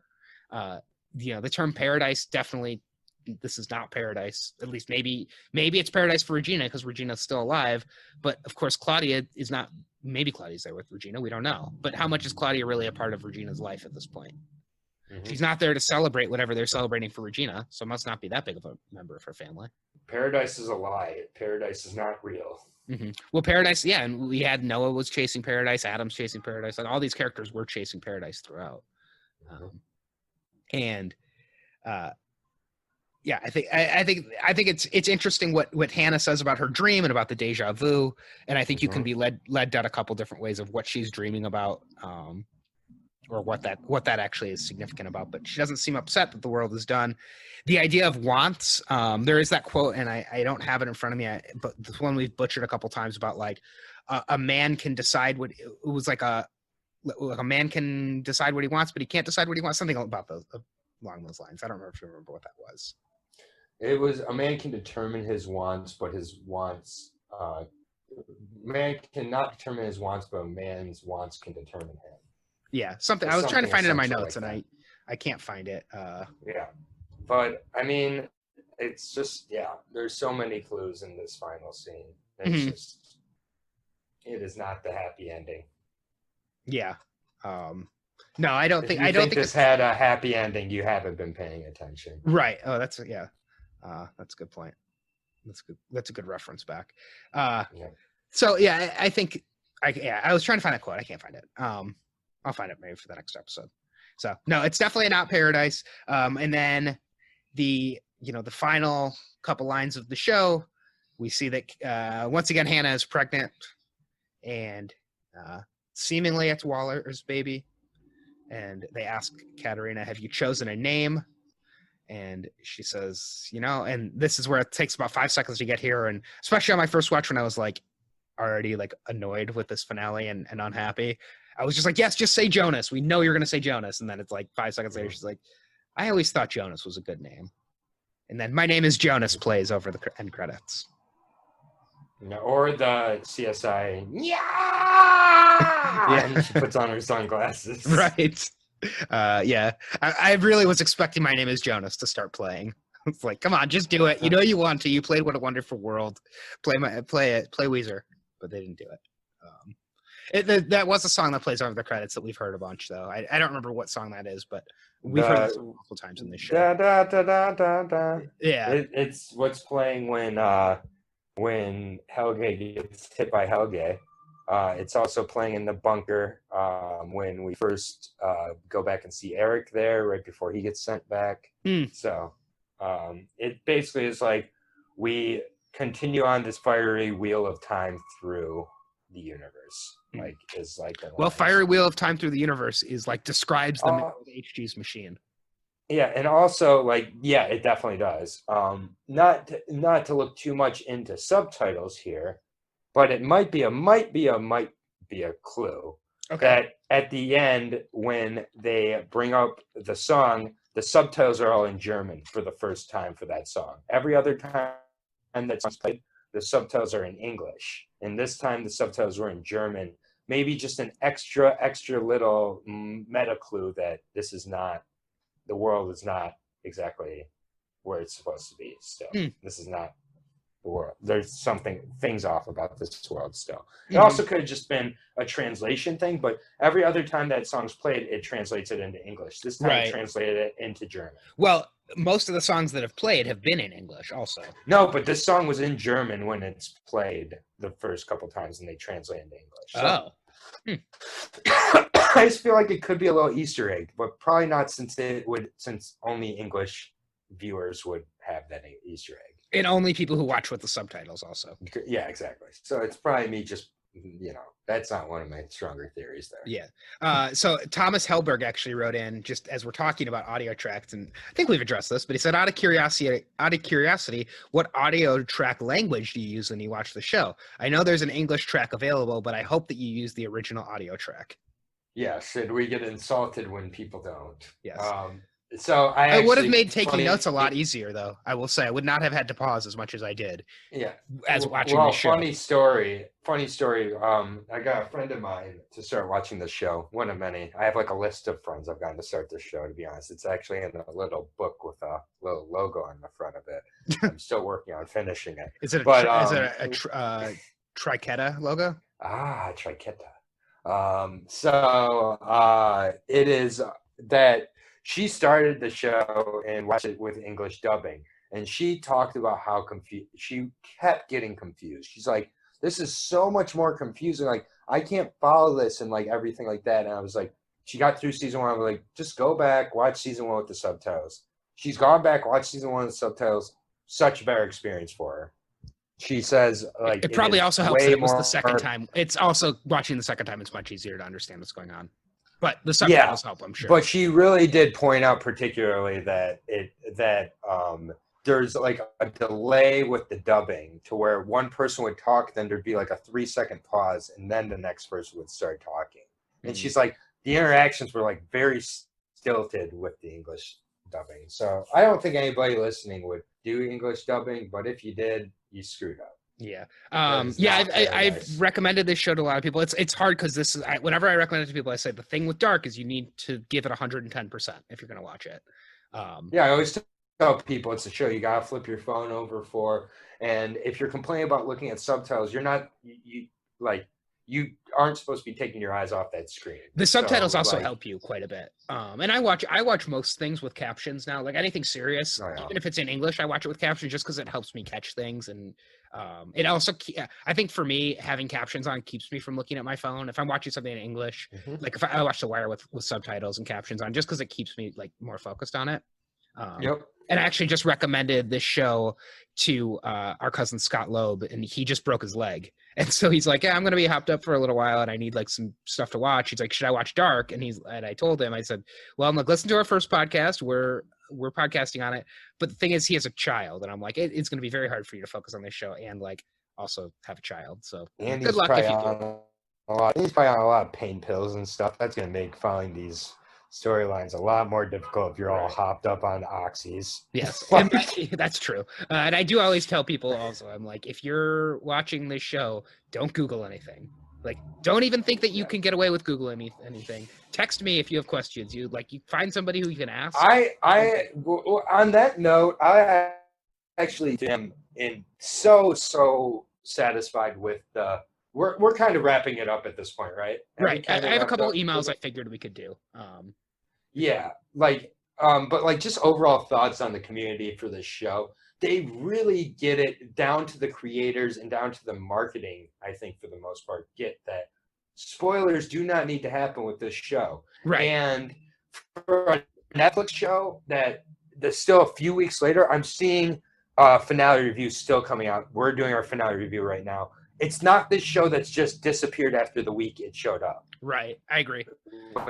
It's like very rare for Netflix originals. But this is one where I have talked to a lot of people who maybe went through it quickly, but I haven't talked to that many people who were like, by Sunday, the week it came out, like done with it, other than a few professional reviewers. But like, it's just, this is impossible to binge. And if you're binging it, you're really, why are you even watching it?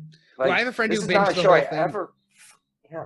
I have a friend who binged the whole thing in the first weekend. And then he went back and did like a rewatch over a slower period of time. That's not the way I wanted to consume this show. And the whole reason why we started this podcast was because you and I both wanted to take our time with Dark. We weren't even really thinking like, oh, let's start like this podcast and like we just figured we were going to do it. And then we had this idea where it's like, well, if we're going to be watching it anyways, like why not like stop in between each episode and talk about it? And so that was kind of where this all came from. And I'm really glad that it seems like based on the feedback we've gotten from people that it was really helpful for people. People really enjoyed it. And like, I think it's awesome. I think it's like so cool that this kind of just came together like this. And, you know, you mentioned the spoiler culture. I think like all of our listeners, anybody who emailed us and tweeted at us, like you guys were so respectful of spoilers with us and not tweeting something that would have anything to do with later on in the season. The closest we ever got to spoilers were people saying like, I loved it. The end is great. You know, you're in for some good stuff, but never did we get anything that's like, you know, Hannah's baby is going to be Bartosz's wife. Like we never got that. So it's like I think that is like very commendable of people who are fans of this show that they get it as well. Yeah. I mean, like even now, like with like the, you know, the Martha Jonas reveal from season 1, like that's not even general knowledge. Like, oh, a guy makes out with his aunt in this show. Right. That's like, I think because it's such a complex show, such a show where it's really hard to talk about anything that happens in the show in one sentence. That's why it's been a 3-hour finale podcast here. Right. Which I don't think we'll have one complaint about, first of all. So well, like, this is why we had to wait until we were ready. Yeah, this is why we had to wait till we were ready. Okay, so let's do, before we forget, because I know we're going to forget, let's do MVPs for the finale, and then we'll do a little bit of feedback, and we'll prepare for our feedback show. So who is your MVP for the finale? Okay, can we do a finale and series MVP? Sure. And we also need to total up these for the next show. Maybe I'll total up all the MVPs to see who actually won MVP. But yes, MVP of this episode, I've got to go with HG. HG. Yes. His first MVP of this season, but not his first MVP overall. Yeah. And I think that I'll keep it simple here.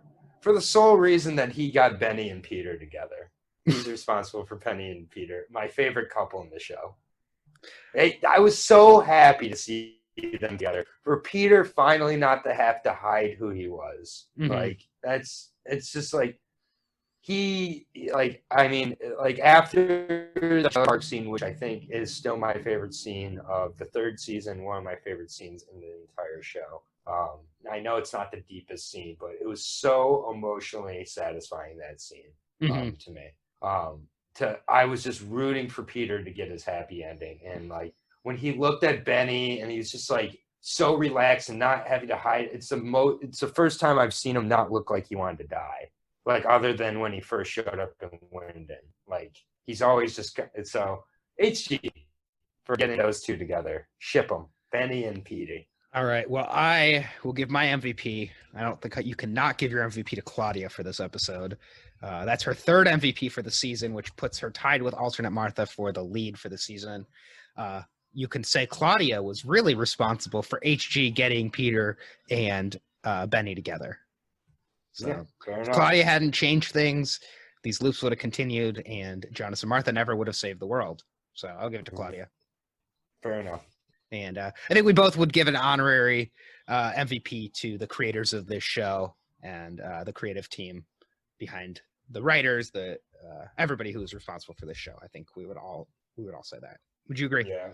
Boran Boadar and Jante Fries, that they're a couple, and we can't wait to see what they do next.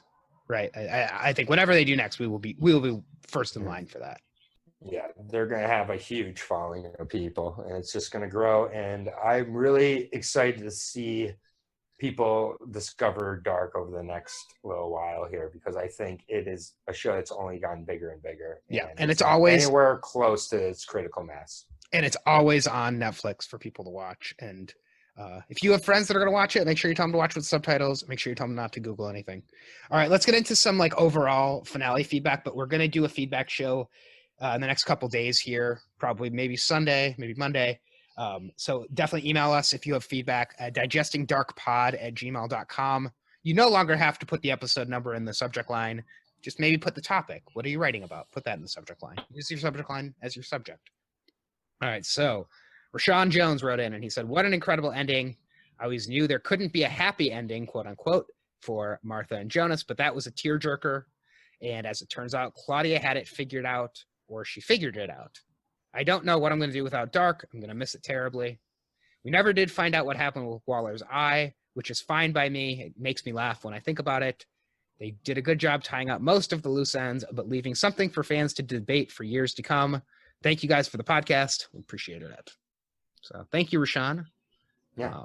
That I think that sums up pretty well, like, especially how you feel. It's a little bit more how I definitely have come around to a lot of these things. So, I think that is helpful. Mm-hmm. There are things that I would have liked, but I can be okay with how this ended. Yeah. So, all right. Perry Semmelman, who said, good luck trying to pronounce my name. He said, I am happy with the way Dark ended. It was a great experience.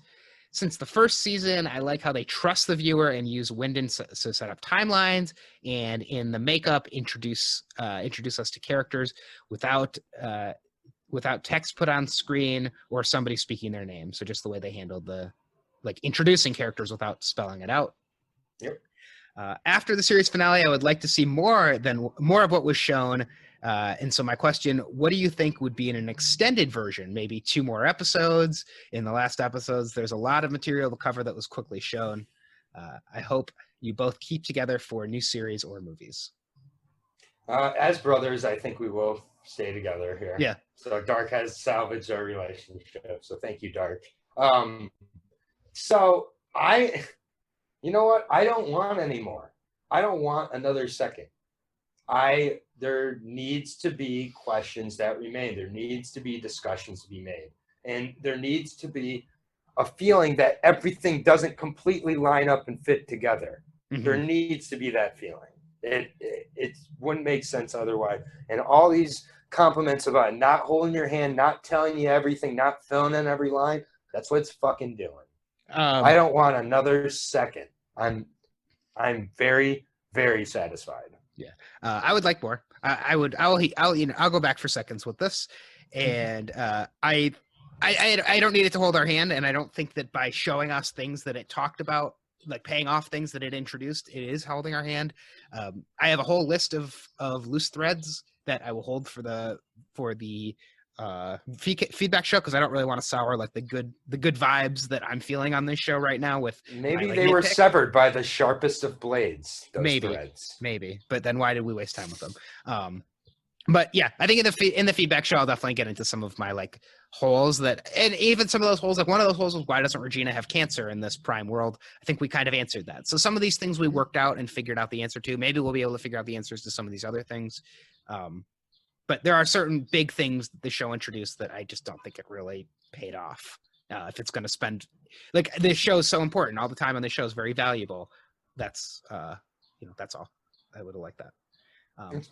On a similar note, Tony Palm, he said, how would you feel about a spinoff or prequel to Dark? Can you think of anything that would be a good premise for a spinoff or a prequel? Nope. What about... No mas. What about prequel? I think would be hard because there is no, unless you went back in the prime world to like Tannhaus, going to college and learning to be a watchmaker. But I do think like if we maybe got an epilogue that took place in the prime world to see more of this Wyndon, and that might be. I'd be fine. I guess I'd be fine with that, but I'm also completely okay with that. Like, I'm really satisfied. And it's not, I don't feel it's perfect at all. Satisfied, like that song in Hamilton. I haven't seen Hamilton. You should watch Hamilton. It's very good. It's very good. It lives up. That is Hamilton. So I saw it both live and then I watched it on Disney Plus this week and covered it on Movie Ladder podcast as well. If you're interested, the Movie Ladder podcast, we covered it this week. But Hamilton totally lives up to the hype. Like it is like the most overhyped property of all time, and it actually delivers on that. So. Yeah, I'll get to it. Yeah, that's the nice thing about it being on Disney Plus is you can watch it anytime. So I'm waiting for the Richard Hamilton musical first. Richard Hamilton, yeah, maybe. Good luck. All right, let's. Oh yes, Rip Hamilton. I was like Richard Hamilton. Why does that sound familiar? I'm too much in dark and not in sports mode right now. All right, a couple more. Abraham from London. He said he's a huge fan of Dark. Really appreciated the podcasts. He said when he wrote this, he said he was one episode behind on the podcast. I'm assuming he's probably caught up by this point. What if Dark were made into a Bandersnatch style show where you could have options to choose which world and characters and timelines to follow? What would you don't think that. Well, Bandersnatch was horrible. So. Yeah, Bandersnatch wasn't good. Like Bandersnatch was like a really, really poor excuse. So I think, and I mean, I've read a few Choose Your Own Adventure books growing up, and those also were not very good. It seems that when this method of storytelling is used, it's used when the storytelling elements are not that strong. Well, I do think, though... I think that this story is a little too strong for that kind of thing. But I do think that you can map the switch, the switch elements for the characters onto Choose Your Own Adventure. Like, there is a Martha who is a Choose Your Own Adventure. Go in and save Jonas, go with Bartosz.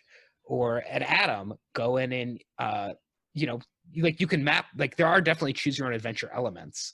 Now, yeah, I love the concept. It just doesn't work when it's put into but practice. What if they did, and maybe this is what he's asking, what if they put you in those situations and then when you hit, like go with Bartosz, then go on to, like it takes you to the episode where she goes with Bartosz and like those scenes, or you say go into the house and then it would just like a different way to experience what they already have, just like a different way to present it.